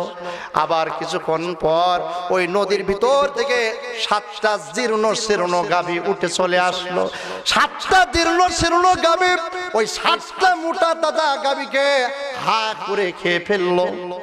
বাচ্চার ঘুম ভেঙে গেলে এমন স্বপ্ন কেন দেখলাম, এইটা চিন্তা করতে করতে আবার যখন বাচ্চা ঘুমিয়ে গেছে, একই ধরনের স্বপ্ন আবার বাচ্চা দেখা শুরু করেছে। বাচ্চা আবার স্বপ্ন দেখেন নীল নদের ধারে দাঁড়িয়ে আছে, আর ওই নীল নদের ধারে 7টা শিশ জন্ম নিল। 7টা শিশের ভিতরে দানা আছে। কিছুক্ষণ পর দেখা গেল তারই পাশে দানাহীন আরো 7টা শিশ জন্ম নিল। ওই দানাহীন 7টা শীষ দানা বিশিষ্ট 7টা শীষকে গিলে খেয়ে ফেললো, গ্রাস করে ফেললো। বাচ্চার ঘুম ভেঙে গেল, বাচ্চা ভয় পেয়ে গেল। একই স্বপ্ন দেখলাম, ইতিপূর্বে কিছুক্ষণ পূর্বে গাভীর স্বপ্ন দেখলাম, আবার কিছুক্ষণ পর ধানের স্বপ্ন দেখলাম, শীষের স্বপ্ন দেখলাম, শস্যের স্বপ্ন দেখলাম। কেন এত ভয়ানক স্বপ্ন দেখলাম? স্বপ্নের ব্যাখ্যার প্রয়োজন। কাজেই উজিরদেরকে মন্ত্রীদেরকে ডেকে বলে, এই উজির মন্ত্রীরা, কোথায় তোমরা আছো? স্বপ্নের ব্যাখ্যা করতে হবে। এলাকাতে এলান করে দাও, যারা স্বপ্নের তাবির করতে পারে তাদেরকে ডাক দাও। আমি স্বপ্ন দেখেছি ভয়ানক, স্বপ্নের ব্যাখ্যা আমি শুনতে চাই। বন্ধুরা আমার, মুহূর্তের মধ্যে স্বপ্নের তাবির কারকদেরকে ডাকা হলো। হযরতে কি বলে বাদশাহ আজিজে মিশরের সামনে সবাই সমবেত হয়ে গেল। বাদশাহ ডেকে বলল, এ স্বপ্নের তাবির কারকেরা, রাত্রিবেলায় ঘুমিয়েছিলাম, দেখতে পেলাম 7টা মোটা তাজা গাভী, 7টা জীর্ণ শীর্ণ গাভী 7টা মোটা তাজা গাভীকে খেয়ে ফেলছে। কিছুক্ষণ পর আবার দেখতে পেলাম 7টা দানাহীন শস্য, দানা বিশিষ্ট 7টা শস্যকে খেয়ে ফেললো। বিষয়টা কি বুঝলাম না। এই যে ভয়ানক স্বপ্ন দেখলাম, স্বপ্নের ব্যাখ্যাটা কি হবে তোমরা আমাকে বলো। আমার ভাইরা,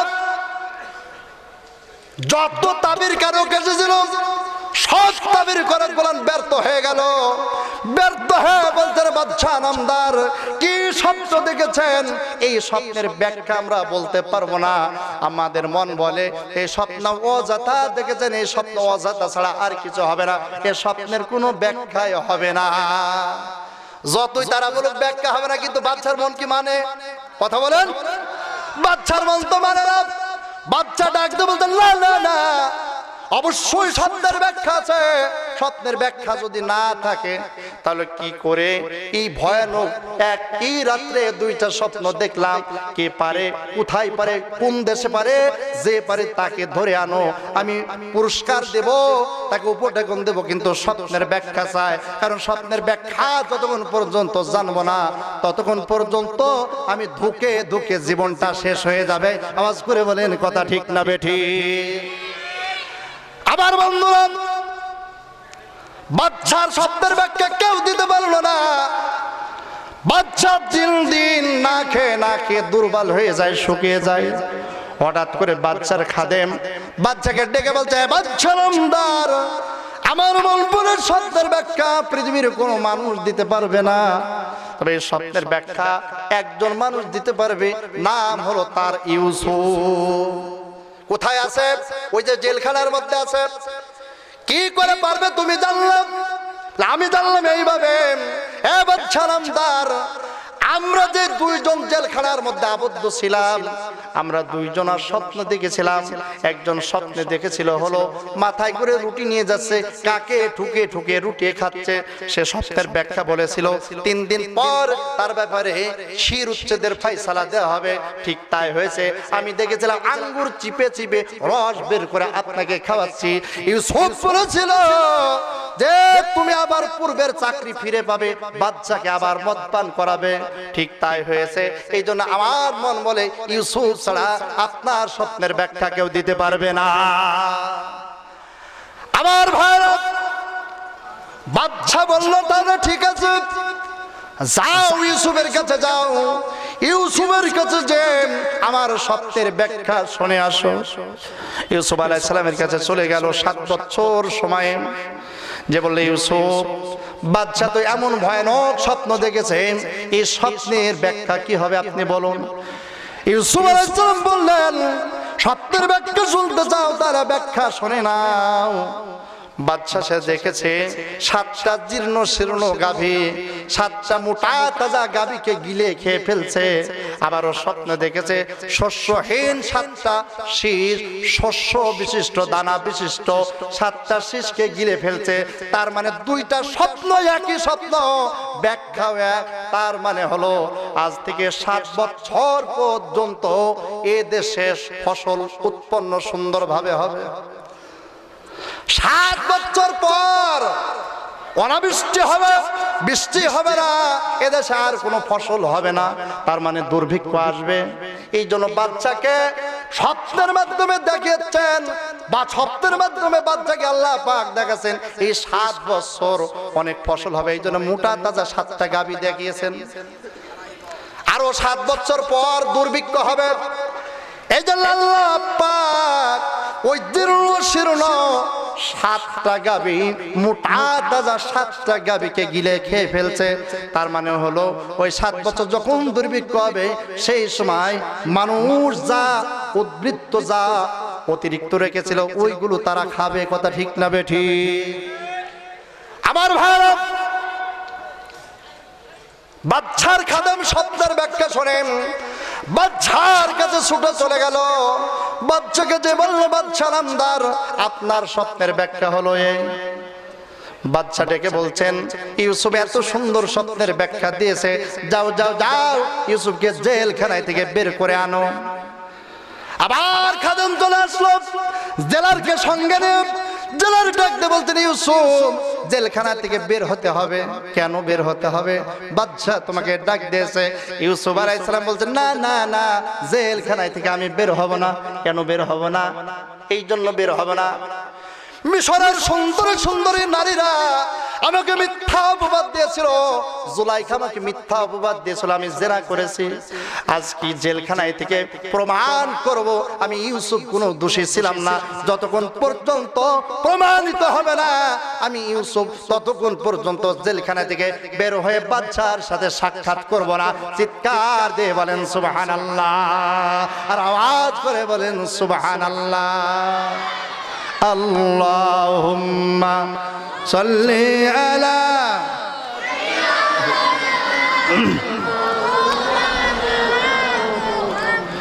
ওয়া আলা আলি সাইয়্যিদিনা। আল্লাহুম্মা সাল্লি আলা মাওলানা মুহাম্মদ ওয়া আলা আলি।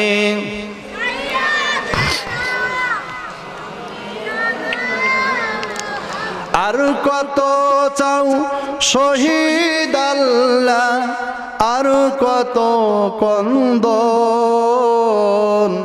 আসবে কবে এই জমিনে তোমারই শাসন। একটু বলেন না, আর কত চাও শহীদ আল্লাহ, আর কত কন্দন, আসবে কবে এই জমিনে তোমারই শাসন। কত মায়ের বুক যে খালি, চোখে শুধু জল, হানিয়ে যে তার বুকের মানিক হয়েছে পাগল। কত মায়ের বুক যে খালি, চোখে শুধু জল, হারিয়ে যে তার বুকের মানিক হয়েছে পাগল। দয়াময়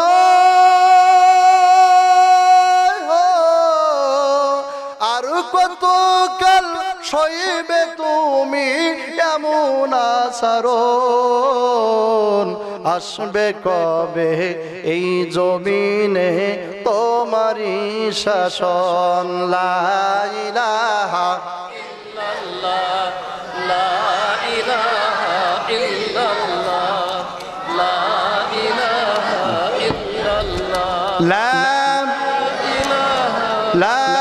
ইলাহা ইল্লাল্লাহ মুহাম্মাদুর রাসূলুল্লাহ সাল্লাল্লাহু।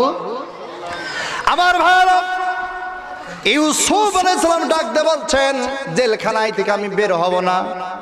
কোথায় সেই জুলাইখা, যে জুলাইখা মিথ্যা অপবাদ দিয়া একটা দুইটা দিন তিনটা দিন নয়, 1 বছর 2 বছর 3 বছর নয়, 7টা বছর জেলের ভাত খাওয়াইছে। আজকে ওই মিশরের সব মানুষদেরকে ডেকে বলতে হবে ইউসুফ কোনো অপরাধী ছিল না, নির্দোষী প্রমাণ না করা পর্যন্ত আমি ইউসুফ জেলখানায় থেকে বের হব না। আমার ভাইয়েরা, বাদশার কাছে যে যখন জেলার যে বলল, বাদশা নামদার ইউসুফ তো আপনার সাথে ততক্ষণ পর্যন্ত দেখা করবেন না যতক্ষণ পর্যন্ত ইউসুফ নির্দোষী প্রমাণিত হবে না। ইউসুফ আলাইহিস সালামের কথা শুনে বাদশা ডেকে বলল, কোথায় জুলাইখা? তাড়াতাড়ি করে ধরে আনো। জুলাইখা আজ কি ওই মিশরের সব মানুষের সম্মুখে, জনসম্মুখে আজ কি সত্যকে প্রকাশ করতে হবে। এবার জুলাইখাকে ডাকা হলো।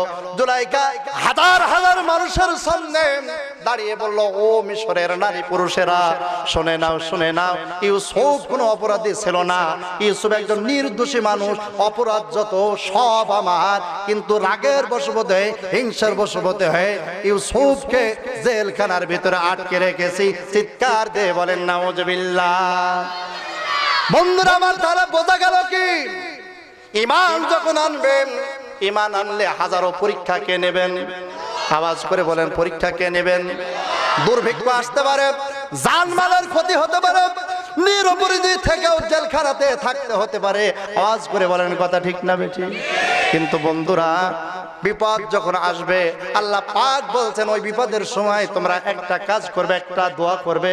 কি দোয়া? আল্লাহ পাক বলছেন, আল্লাযীনা ইযা আসাবাতুহুম মুসিবা ক্বালু ইন্না লিল্লাহি ওয়া ইন্না ইলাইহি রাজিউন। বিপদে যখন পড়বা, মুসিবতে যখন পড়বা, তখন তোমরা পড়বা ক্বালু ইন্না লিল্লাহি ওয়া ইন্না ইলাইহি রাজিউন। আমরা তো মনে করি শুধু মানুষ মনে মারা গেলে পড়তে হয়, কথা ঠিক না বে ঠিক? কিন্তু হুসুট খেলে ইন্না লিল্লাহি ওয়া ইন্না ইলাইহি রাজিউন। অ্যাক্সিডেন্ট করে সন্তানের পা ভেঙেছে, কি বলতে হবে? ইন্না লিল্লাহি ওয়া ইন্না ইলাইহি রাজিউন। ভাইরা আমার, তাহলে বিপদে যখন পড়বে কার কাছে সাহায্য চাবেন? আল্লাহ পাক ডেকে বলছেন, বিপদে যখন পড়বা তোমরা কি করবা? শুনে নাও, আল্লাহ পাক ডেকে বলছেন, ইয়া আইয়ুহাল্লাযীনা আমানুস্তাঈনু বিস-সাবরি ওয়াস-সালাহ ইন্নাল্লাহা মা'আস সাবিরিন। জোরে বলুন আল্লাহু আকবার। আল্লাহ রাব্বুল আলামিন ডাকতে বলছেন, হে ইমানদারেরা, বিপদে যখন পড়বা, ওই বিপদের সময় নামাজ আর ধৈর্যের মাধ্যমে আল্লাহর কাছে সাহায্য চাবা। কিন্তু আমরা তো আল্লাহর কাছে সাহায্য চাই না। আমরা বিপদে পড়লে নেতার কাছে আগে দৌড়াই, কথা ঠিক না বেঠিক? আমরা বিপদে পড়লে আগে পীর সাহেবের কাছে যে সেজদা দিই, মাজার যে সেজদা দিই। আল্লাহ বলছেন, না, বিপদে যখন পড়বা কোন পীরের দরবারে যাওয়ার দরকার নাই, মাজারে যাওয়ার দরকার নাই, কোন নেতার কাছে আগে দৌড়ানোর দরকার নাই, কোন ডাক্তার কবিরাজের কাছে আগে দৌড়ানোর দরকার নাই। সর্বপ্রথম আল্লাহর কাছে সাহায্য চেতে হবে। আওয়াজ করে বলুন, কথা ঠিক না বেঠিক? ভাইরা আমার, আজকে মুসলমানদের ঈমানকে নষ্ট করার জন্য হাজার হাজার ভণ্ড বাতিল পীরের আবির্ভাব ঘটেছে। আছে না নাই? আছে না নাই? পীরের কাছে যাওয়ার পরে নামাজ রোজা লাগে না, নামাজ রোজা লাগে না। পীর সাহেব তার জান্নাতের মালিক হয়ে যায়, পীর সাহেব জাহান্নামের মালিক হয়ে যায়। আচ্ছা বলেন কি, ভণ্ড ছাড়া আর কিছু? ভণ্ড ছাড়া আর কিছু? ভাইরা আমার, আবার কত ধরনের গান গায়। বাবার কাছে যদি মুরিদ হয় আর কিছু লাগবে তো নাই, আর যা চাবে তাই পাওয়া যাবে। বন্ধুরা, আজকে বাতিল পীর গোটা মুসলমানদের ঈমানকে নষ্ট করার জন্য উঠে পড়ে লেগেছে। কুষ্টিয়াতে ওয়াজে গেলাম, সেখানকার যে যুবকরা মাহফিল দিয়েছে, বললো যে হুজুর, আমার বাড়ির পাশে একজন শিক্ষিত মানুষ, সে একটা কালিমার দাওয়াত দেয়, যার কারণে আমরা তাকে জুতা পিটা করেছিলাম। এই জন্য মাহফিল আমাদেরকে কর্তৃপক্ষ বলে প্রশাসন হতে দেবে না, গ্যাঞ্জা ফ্যাসাদ হতে পারে, কিন্তু 10টা পর্যন্ত টাইম দেওয়া হয়েছে। আমরা কি দাওয়াত দিয়েছে? যে সে বলেছে লা ইলাহা ইল্লাল্লাহ মুর্শিদ নড়াইল খলিলুল্লাহ। নাউজুবিল্লাহ বলবেন না? কত বড় শয়তান চিন্তা করেছেন। মুর্শিদ নড়াইল খলিলুল্লাহ। কালেমাকে যারা পরিবর্তন করে এরা কি মানুষ না হাইওয়ান? হাইওয়ানের থেকে নিকৃষ্ট। আজকে এমন পীরের আবির্ভাব ঘটেছে যাদের দরবারে গেলে আগে গাঁজা খাওয়া শিখায়। আগে যদি নামাজ পড়তো, বিড়ি খাইতো, ও বিড়ি খাওয়া ছেড়ে দেয়, এখন গাঁজা খাবো। আগে যদি বউ পর্দা করতো, এখন পর্দা ছেড়ে দেয়, এখন বেপর্দায় ভরে। আছে না নাই? এই জন্য যুবকদেরকে সোচ্চার হতে হবে, এলাকার মানুষদেরকে সোচ্চার হতে হবে। যখন যেই মুহূর্তে যেই এলাকাতে বাতিল পীরের আবির্ভাব ঘটবে তাদের বিরুদ্ধে আন্দোলন গড়ে তুলতে হবে। কে কে রাজি আছেন? তুই হাত করে আল্লাহকে দেখা। নারে তাকবীর, নারে তাকবীর। আল কোরআনের আলো, আল হাদিসের আলো। ভাইরা আমার, তাহলে বাতিল পীরদের ভিতরে আমাদেরকে সোচ্চার হতে, কারণ এখন চারা গাছ আছে, কিছুদিন পরে কিন্তু গাছ যখন বড় হয়ে যাবে ওই গাছে কিন্তু গরু বান্ধা যাবে, কথা ঠিক না বে ঠিক? কিন্তু এই গাছ যখন ছোট থাকবে এই গাছ কিন্তু হাত দিয়ে উপড়ানো যাবে, কথা ঠিক না বে ঠিক? আজকে 2-4টা মুরিদ আছে, ওদের বিরুদ্ধে যদি প্রতিরোধ গড়ে তোলেন এমনি বন্ধ হয়ে যাবে, কিন্তু যদি প্রতিরোধ না গড়ে তোলেন তাহলে আস্তে আস্তে তাদের সংখ্যা যখন বাড়বে তখন মসজিদে আমাদের জায়গা হবে না। আওয়াজ করে বলেন, কথা ঠিক না বে ঠিক? আমার ভাইরা, মাজারে সেজদা দেওয়া শিরক, কথা ঠিক না বে ঠিক? আল্লাহ ছাড়া যারা অন্য কিছু সেজদা দেয় তারা শিরকের মতন কাজ করে। আল্লাহ পাক বলছেন, লা তুশরিক বিল্লাহ ইন্নাশ শিরকা লা যুলমুন আযীম। আল্লাহ পাক থেকে বলছেন, খবরদার আল্লাহর সাথে তোমরা কাউকে শিরিক করো না, কারণ শিরিক হলো জগতের সবচাইতে বড় গুনাহ। আল্লাহ রাসূল বলেছেন, লা তুশরিক বিল্লাহ ওয়া ইন হুররিকতা কুতিলতা। আল্লাহর সাথে কাউকে শিরিক করো না, যদিও তোমাকে হত্যা করা হয়, ফাঁসির মঞ্চে নিয়ে যাওয়া হয়, তবে একটা বারের জন্য আল্লাহ ব্যতীত অন্যের কাছে মাথা নত করো না। আওয়াজ করে বলেন, কথা ঠিক না বে ঠিক? আমার ভাইয়েরা, আল্লাহ ছাড়া অন্যের গোলামি করার উদাহরণ শোনেন। একদল মানুষ রাস্তা দিয়ে হাঁটতে যায়, পায়ে ব্যথা লেগেছে। পায়ে ব্যথা লাগার পর ডাক্তারের কাছে গিয়েছে। ডাক্তার সাহেবকে ডেকে বলতেন, ডাক্তার সাহেব আমার পায়ে ব্যথা লেগেছে, এই জন্য আপনি ট্রিটমেন্ট করুন, চিকিৎসা দিন। ডাক্তার সাহেব ট্রিটমেন্ট করে একটা মলম দিল। কি দিল? মলম দিয়ে বলছেন, যেই জায়গায় ব্যথা লেগেছে সেই জায়গায় মলমটা দিও। ও মলমের কোটা নিয়ে চলে আসলো। রাস্তার মাঝখানে এসে যে ইটের সাথে ব্যথা লেগেছে সেই ইটটা ভালো করে খোঁজে, কোথায় গেল ইট? খুঁজতে খুঁজতে ইটটা পেয়ে গেল। এরপরে রাস্তার মাঝখানে বসলো, ধুলাবালি ইটের উপর থেকে ঝাড়লো, মলমের ভিতর থেকে, কোটার ভিতর থেকে মলম নেয়ার ইটের শরীরে লাগায়। এলাকার মানুষ জমা হয়ে গেছে, ভাই তুমি এই কাজ করো কেন? এই কাজ কেন করে তুমি কি জানো না? পায়ে ব্যথা লেগেছে, ডাক্তারের কাছে গিয়েছিলাম, ডাক্তার বলেছে যেই জায়গায় ব্যথা লেগেছে সেই জায়গায় মলম দিও। কাজে ইটের সাথে আমার পায়ে ব্যথা লেগেছে, ইটের শরীরে মলম দিচ্ছে। আচ্ছা বলেন দেখি, এই লোকটা যদি যুগ যুগ ধরে মলম দেয় পায়ের ব্যথা কি ভালো হবে? যুগ যুগ ধরে মলম দেয় যেমন পায়ের ব্যথা ভালো হবে না। আল্লাহ বাদ দিয়ে তারা অন্যের গোলামি করবে, তাগুতের গোলামি করবে, আল্লাহর দরবারে তাদের ইবাদত কিয়ামত পর্যন্ত কবুল হবে না। আওয়াজ করে বলেন, কথা ঠিক না বে ঠিক? আমার ভাইরা, এই জন্য আল্লাহ পাক থেকে বলছেন, তোমরা হতাশ হয় না, নিরাশ হয় না, ভয় পেও না, আমি আল্লাহর কাছে সাহায্য চাও, আমি আল্লাহ তোমাদেরকে সাহায্য করব। চিৎকার দিয়ে বলেন সুবহানাল্লাহ। আল্লাহ পাক ডেকে বলতেন, ওয়ালা তাহিনু ওয়ালা তাহজানু ওয়া আনতুমুল আ'লাউনা ইন কুনতুম মুমিনিন। টেনশন করো না, ভয় পেও না, তোমরা যদি মুমিন হও তোমরাই বিজয় হবে, আমি আল্লাহ তোমাদেরকে সাহায্য করব। আল্লাহ রাব্বুল আলামিন জায়গা বলছেন, মুমিন যখন বিপদে পড়ে আমি আল্লাহর কাছে সাহায্য চাই, আমি আল্লাহ পাকের ওই মুমিনকে সাহায্য করা ওয়াজিব হয়ে যায়। ওয়া কানা হাক্কান আলাইনা নাসরুল মুমিনিন। আল্লাহ পাক যুগে যুগে সাহায্য করেছেন, নবীদেরকে আল্লাহ পাক সাহায্য করেছেন। বিশ্ব নবী মুহাম্মদ রাসূলুল্লাহ সাল্লাল্লাহু আলাইহি সাল্লাম বদরের যুদ্ধে যখন 313 জন সৈন্য তৈরি করলেন, কাফেরদের সাথে যুদ্ধ হবে, 1000 কাফেরদের সৈন্য, 1000 কাফেরদের সাথে 313 জন লড়বে। 16 তারিখের রাত্রি বেলায় আল্লাহর নবী তাঁবুর ভিতরে ঢুকলেন। ঢোকার পরে সাহাবীদেরকে বললেন, সাহাবীরা তোমরা তাঁবুর মধ্যে ঘুমিয়ে যাও, আগামীকাল কি কাফেরদের সাথে যুদ্ধ হবে, এই জন্য তোমরা একটু আরাম করো। কিন্তু আল্লাহর পয়গম্বর তাঁবুর মধ্যে ঢুকে তিনি ঘুমালেন না, আল্লাহর দরবারে সিজদায় পড়ে দেন, আল্লাহকে ডেকে বলতেন, ওরে আল্লাহ 313 দল সৈন্য আমি গঠন করেছি, এই 313 দল সৈন্য গঠন করতে যে ওই তাইফের ময়দান আমাকে রক্ত ঝরাতে হয়েছে। 313 জন সৈন্য গঠন করতে যে একদিন দুই দিন নয়, 3টা বছর শিবে আবু তালেবের ভিতরে আমাকে জেলখানায় কারাবদ্ধ থাকতে হয়েছে। আল্লাহ 313 জন গঠন করতে যে আমাকে মক্কা ছেড়ে মদিনায় আসতে হয়েছে। আল্লাহ আমার সর্বাত্মক চেষ্টার মাধ্যমে 313 জন আমি তোমার সৈন্যবাহিনী গঠন করেছি।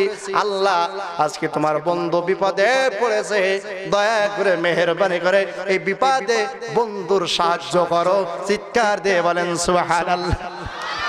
বুখারী শরীফের হাদিসে এসেছে বিশ্ব নবীজি কাঁদতে কাঁদতে চোখের পানি পড়ে বালু কোনা ভিজে গেল, নাক বালুর ভিতরে বিশ্ব নবীজির ঢুকে গেছে, গায়ের চাদর পড়ে গেছে। হযরত আবু বকর টের পেয়ে গেছেন, আবু বকর টের পেয়ে আল্লাহর নবীকে ডেকে বলছেন, ইয়া রাসূলুল্লাহ, ইয়া হাবিবাল্লাহ, আর কাঁদবেন না, আর কাঁদবেন না। আমার মন বলে আপনার কান্না মহান আল্লাহ পাকের দরবারে কবুল হয়ে গেছে।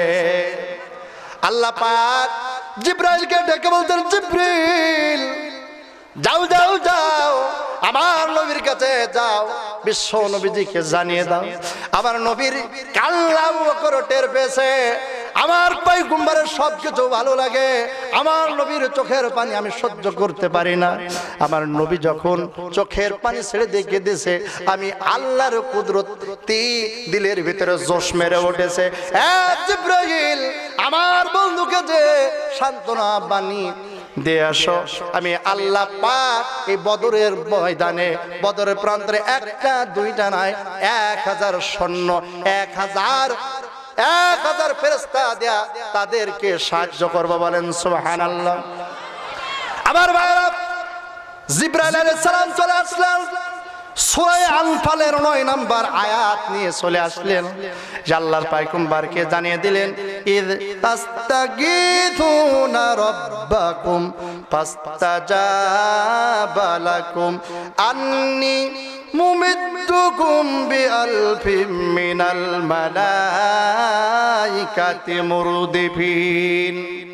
জিবরাইল আলাইহিস সালাম সূরা আনফালের 9 নম্বর আয়াত আনলেন, এরা বলতেন, ইয়া রাসূলুল্লাহ, ইয়া হাবিবাল্লাহ, মাথা তুলুন, মাথা তুলুন, আর কাঁদতে হবে না, আল্লাহ পাকের দরবারে আপনার চোখের পানি কবুল হয়ে গেছে। আল্লাহ ওয়াদা করেছেন 1000 অস্ত্রে সুসজ্জিত 1000 ফেরেশতা দেয়া বদরের প্রান্তে আপনাকে সাহায্য করবে। আল্লাহর পয়গম্বর মাথা তুললেন না, জিবরাইলকে ডেকে বলছেন, জিবরাইল যাও যাও যাও, আল্লাহর কাছে ফিরে যাও, আমি 1000 সৈন্য নিয়ে সন্তুষ্ট হতে পারলাম না। আল্লাহকে যে বলো, আল্লাহ আজকে যদি আমার আল্লাহ বন্ধু হয়ে থাকে, বন্ধু বিপদে পড়েছে, আর বন্ধুর সাহায্যে বন্ধু আসবে না তা হয় না।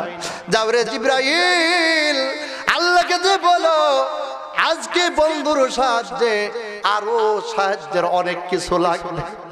জিবরাইল চলে গেল, যে বললেন, ইয়া রাসূল, আল্লাহকে ডেকে বলতেন, আল্লাহ নবীজি মাথা তুলে না, 1000 সৈন্য নিয়ে বিশ্ব নবীজি সন্তুষ্ট হতে পারে না। আল্লাহ পাক জিবরাইল আলাইহিস সালামকে ডেকে বললেন, জিবরাইল যাও যাও যাও, সূরা আনফালের পরপরে 12 নম্বর আয়াত নিয়ে চলে আসলো। বলেন সুবহানাল্লাহ। জিবরাইল আলাইহিস সালাম সূরা আনফালের 12 নম্বর আয়াত নিয়ে এসে বললেন, ইয ইউহি রাব্বুকা ইলাল মালাইকাতি আন্নী মাআকুম। আল্লাহ পাকের ফেরেশতা হযরত জিবরাইল আলাইহিস সালাম বিশ্ব নবীজিকে জানিয়ে বললেন, ইয়া রাসূলুল্লাহ, আর কাঁদবেন না, আপনার চোখের পানি আল্লাহর সহ্য হয় না, শুধু 1000 সৈন্যবাহিনী দিয়ে আপনাকে সাহায্য করবে না, বরং আল্লাহ পাক নিজেই বদরের প্রান্তরে নিজে হাজির থাকবেন। চিৎকার দিয়ে বলেন সুবহানাল্লাহ।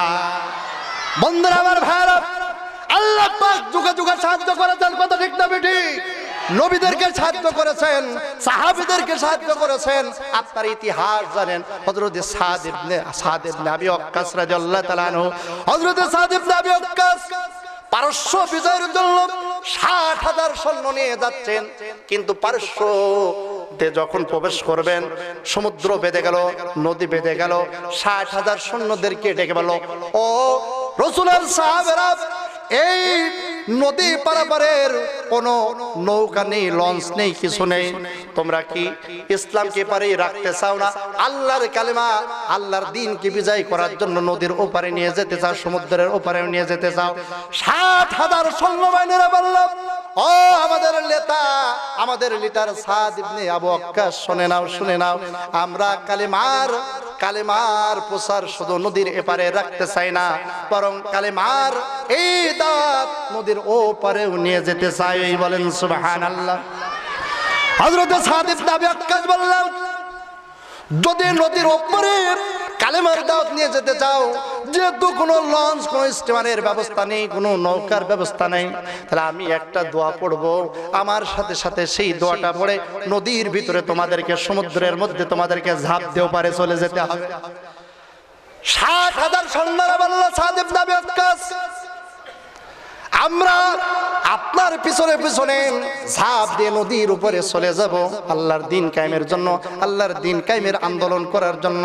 হযরত সাদ ইবনে আবি ওয়াক্কাস বললেন, তাহলে তোমরা পড়ো, নাস্তাঈনু বিল্লাহি ওয়া নাতাওয়াক্কালু আলাইহি, হাসবুনাল্লাহু নি'মাল ওয়াকিল, নি'মাল মাওলা ওয়া নি'মান নাসির।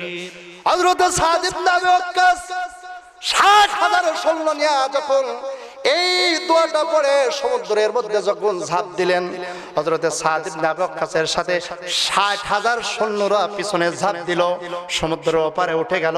হযরত সাদ ইবনে আবি ওয়াক্কাস নদীর সমুদ্রের ওপারে উঠে সাহাবীদেরকে লক্ষ্য করে বক্তব্য দিয়ে বললেন, ও রাসূলের সাহাবারা, সমুদ্র পার হতে যে তোমাদের জানমালের কার কি ক্ষতি হয়েছে, ক্ষয়ক্ষতি হয়েছে, তোমরা বলো। ৬০,০০০ সৈন্যরা ডাকতে বলেছেন, সাদ ইবনে আবি ওয়াক্কাস, আমাদের ৬০,০০০ সৈন্যদের মাল কি বলে জানমালের ক্ষতি হতে দূরের কথা, একটা কারুর উট, কেন উটের একটা লাগাম পর্যন্ত হারায় নাই। চিৎকার দিয়ে বলেন সুবহানাল্লাহ। ঠিক এমন সময় একদল সাহাবী বলল, ও সাদ ইবনে আবি ওয়াক্কাস, আমার একটা পেয়ালা ছিল, এই পেয়ালাটা সমুদ্রের মধ্যে হারিয়ে গেছে। হযরত সাদ ইবনে আবি ওয়াক্কাস সেই দিন বলেছিলেন, ও রাসূলের সাহাবেরা, আল্লাহর দ্বীন কায়েমের জন্য যখন আমরা নদীর এপারে এসেছে, মুজাহিদদের একটা পেয়ালাও সমুদ্রে গ্রাস করে রাখতে পারে না। হযরত সাদ ইবনে আবি ওয়াক্কাস যেভাবে বক্তব্য দিতে দেরি, হঠাৎ করে একটা নদীর ভিতর থেকে বিশাল জোরে একটা ঢেউ আসলো। ওই ঢেউ এসে সমুদ্রের মধ্যে থেকে ওই পেয়ালাটা হযরত সাদ ইবনে আবি ওয়াক্কাসের পায়ের কাছে এসে পড়ে গেল। চিৎকার দিয়ে বলেন সুবহানাল্লাহ। আমার ভাইরা, হযরত ইতিহাস সাক্ষী, হযরত সাদ ইবনে আবি ওয়াক্কাস ওই সমুদ্র পার হয়ে আফ্রিকার জঙ্গলে থেকে দাওয়াতি কাজ করবে, কালেমার দাওয়াত দিবে, এই জন্য ওই জঙ্গলের কাছে দাঁড়ালেন। দাঁড়িয়ে জঙ্গলের পশুদেরকে, হিংস্র প্রাণীদেরকে লক্ষ্য করে একটা বক্তব্য দিয়েছিলেন। ডাক দিয়ে বলেছেন, হে জঙ্গলের প্রাণীরা, ইয়া আইয়ুহাল হাজারাত ওয়াস সিবাগ, নাহনু আসহাব রাসূলুল্লাহ সাল্লাল্লাহু আলাইহি সাল্লাম। হে জঙ্গলের হিংস্র প্রাণীরা, তোমরা, আমরা রাসূলের দ্বীন কায়েমের সৈনিক, তোমরা আমাদের জায়গাকে তোমরা খালি করে দাও, আমরা এই জায়গায় অবস্থান করে দ্বীনের কথা বলবো, দ্বীনের দাওয়াত নিয়ে এসেছে, মানুষের দ্বারে দ্বারে যাব, কাজেই আমাদের দাওয়াতি কাজে তোমরা ডিস্টার্ব করো না। আমার ভাইরা, ইতিহাস সাক্ষী আছে, হযরত সাদ ইবনে আবি ওয়াক্কাস রাদিয়াল্লাহু তাআলা আনহুর বক্তব্য শুনে সেই দিন জঙ্গলের ভিতর থেকে ওই হিংস্র প্রাণীগুলো, বাঘ তার বাচ্চাকে মুখের ভিতরে ধরে নিয়ে হেঁটে গিয়েছিল, সাপ আর গর্তের মধ্য থেকে ডিমগুলো মুখে করে নিয়ে জঙ্গল ছেড়ে অন্য জায়গায় চলে গিয়েছিল। বন্ধুরা, এই জন্য আল্লাহর সাহায্যে যুগে যুগে এসেছে, এখনো আসবে, আমরা হতাশ হই না। কথা ঠিক না বেঠিক? কিন্তু আল্লাহর সাহায্য আসবে ঘরের মধ্যে বসে। কথা বলেন।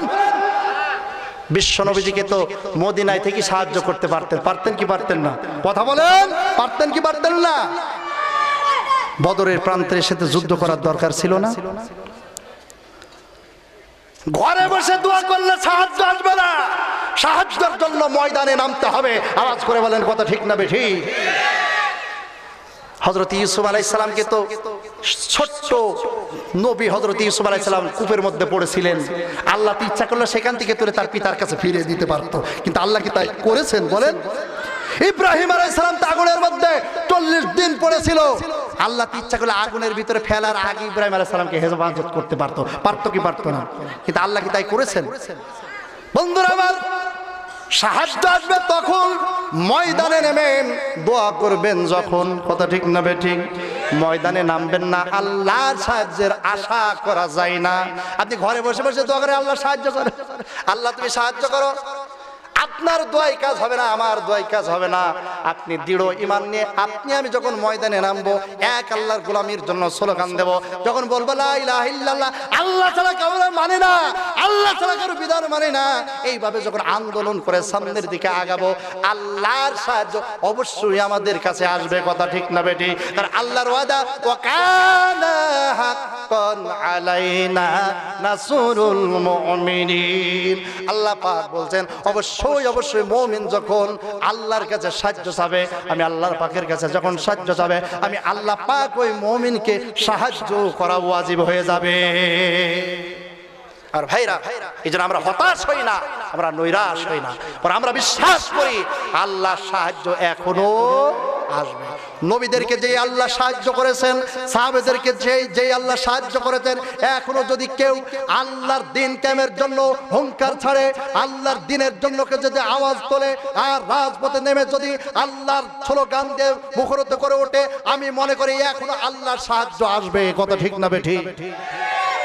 আমার ভাইরা, তার প্রমাণ হয়তো বলতে পারে হুজুর নবীদেরকে আল্লাহ সাহায্য করেছে, সাহাবাদেরকে সাহায্য করেছে, আমাদেরকে আর করবে না। না, আপনি 80 দশকের একটা বাস্তব ঘটনা শুনুন। আজ কি মিয়ানমারে যেমন জুলুম অত্যাচার চলছে না, বিশাল জুলুম, ওই ছোট ছোট বাচ্চাদেরকে ধরছে, লাথি মারছে, ফুটবলের মতন গড়িয়ে নিয়ে বেড়াচ্ছে, মার সামনে তার যুবতী মেয়েকে ধর্ষণ করছে, স্বামীর সামনে তার স্ত্রীকে উলঙ্গ করে আগুন ধরিয়ে দিচ্ছে, মাটি খনন করে মানুষগুলোকে একত্রিত জমা করে আগুন ঢেলে দিয়ে এরপরে তাদেরকে হত্যা করছে। এমন নির্বিচার চলছে কি চলছে না? ভাইজান, আমি মনে করি জাহিলি যুগ থেকেও, জাহিলি যুগের থেকেও বর্তমান বড় জাহেল। কারণ রসুল আগমনের পূর্বে যে জাহিলিয়াত সমাজ ছিল, মানুষ হয়ে মানুষের গোশত খেত না, খেত বলেন? কিন্তু বর্তমান সেই দৃশ্য আমরা চোখের সামনে দেখলাম, মানুষ হয়ে মানুষের সন্তানগুলোকে আগুনের মধ্যে পুড়িয়ে কাবাব বানিয়ে বানিয়ে আনন্দ করি করে তারা ভক্ষণ করছে। কত ঠিক বললাম না? ঠিক বললাম? ভাইজান, এই ধরনের নির্যাতন শুরু হয়েছিল রাশিয়ার সৈন্যরা আফগানিস্তানের জমিনে। আমার ভাইয়েরা, 80 দশকে ওই রাশিয়ার সৈন্যরা এসে আফগানিস্তানের সন্তানদেরকে ধরে ধরে গুলি করে তারা হত্যা করেছে। আফগানিস্তানের যুবতী মেয়েগুলোকে উলঙ্গ করে করে এরপরে তারা হত্যা করেছে। আফগানিস্তানের জমিনে ওই মার সামনে সন্তানকে উলঙ্গ করে পেট্রোল ধরিয়ে পুড়িয়েছে। এই ধরনের নির্যাতন তারা চালু করেছিল। কোরআনের একজন হাফেজ সাহেব তিনি রাস্তা দিয়ে যাচ্ছেন, হঠাৎ করে ওই রুশ সৈন্যদের সামনে পড়ে গেলেন। আমার ভাইরা, রুশ সৈন্যরা হাফেজ সাহেবকে ধরলো, ধরে বলল, হাফেজ সাহেব, আমরা তো বিশ্বাস করি না আল্লাহ কোরআন নাজিল করেছে, আর আল্লাহ কোরআনের সংরক্ষণ করবে এটা আমরা বিশ্বাস করি না, তবে বিশ্বাস করব হাফেজ সাহেব এই কোরআন পড়ে যদি ফু দে আমাদের ওই যে 18টা মতন যুদ্ধের অস্ত্র আছে, ওই 18টা যুদ্ধের অস্ত্রকে যদি তুমি ধ্বংস করে দিতে পারো, তাহলে আমরা বিশ্বাস করব কোরআন সত্য, আল্লাহ সত্য। আমার ভাইরা, রাশিয়ার রুশ সৈন্যরা আফগানিস্তানে হাফেজ সাহেব আল্লাহওয়ালাকে ধরে নিয়ে যে গ্রেপ্তার করে তাদের ক্যাম্পে নিয়ে চলে গেল। আর বলল, হাফেজ সাহেব আমরা কিছুক্ষণ পর তোমাকে গুলি করে তোমাকে শেষ করে দেব, কারণ তোমরা বলো আল্লাহ কোরআন নাজিল করেছে আর কোরআনের সংরক্ষণের দায়িত্ব আল্লাহ নিয়েছে। আল্লাহ পাক কোরআনুল কারীমের মধ্যে বলছেন, ইন্না নাহনু নাযালনা যিকরা ওয়া ইন্না লাহু লাহাফিজুন। আল্লাহ পাক ডেকে বলতেন, কোরআন নাজিল করেছি আমি আর কোরআনের সংরক্ষণের দায়িত্ব আমি আল্লাহ পাক নিয়েছি। আওয়াজ করে বলেন কথা ঠিক না বেঠিক? আমার বন্ধুরা, আফগানিস্তানের হাফেজ সাহেবকে যখন রুশসৈন্যরা এই কথা বলল, আফগানিস্তানের হাফেজ সাহেব ওই রুশ সৈন্যদেরকে ডেকে বলল, ও রুশ সৈন্যরা, আমাকে 2 রাকাত নামাজ পড়ার পারমিশন তোমরা অনুমতি দেবে কিনা বলো। বলা, হ্যাঁ 2 রাকাত নামাজ পড়ার তোমাকে অনুমতি দেওয়া হবে। আফগানিস্তানের আল্লাহর হাফেজ সাহেব 2 রাকাত নামাজ পড়লেন। আল্লাহর দরবারে চোখের পানি ছেড়ে কান্না শুরু করে দিলেন। আল্লাহ, ওই কাফের বেঈমানেরা বিশ্বাস করে না কোরআন তুমি নাজিল করেছো, কোরআনের সংরক্ষণের দায়িত্ব তুমি নিয়েছো।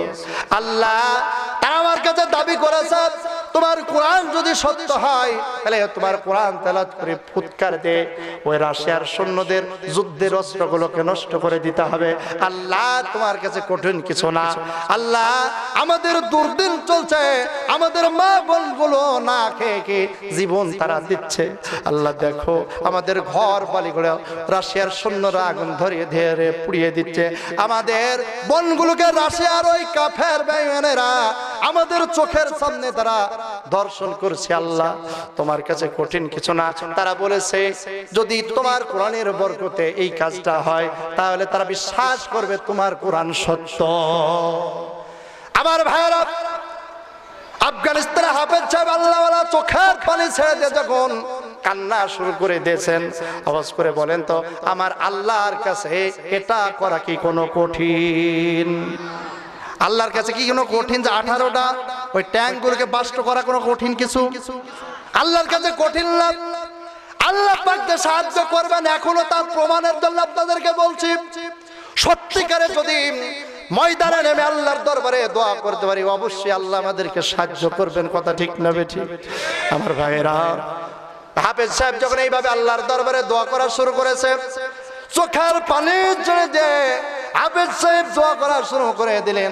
আল্লাহ পাক ডেকে বললেন, হাফেজ সাহেব, কারণ আমি আল্লাহর কাছে কোনো কঠিন না, আমি আল্লাহ যে কোরআনের মালিক, কোরআন যে সংরক্ষণ করব, আপনার ও হাফেজ সাহেব তোমার মাধ্যমে আমি রুশ সৈন্যদের কাছে তা প্রমাণ করে দেব।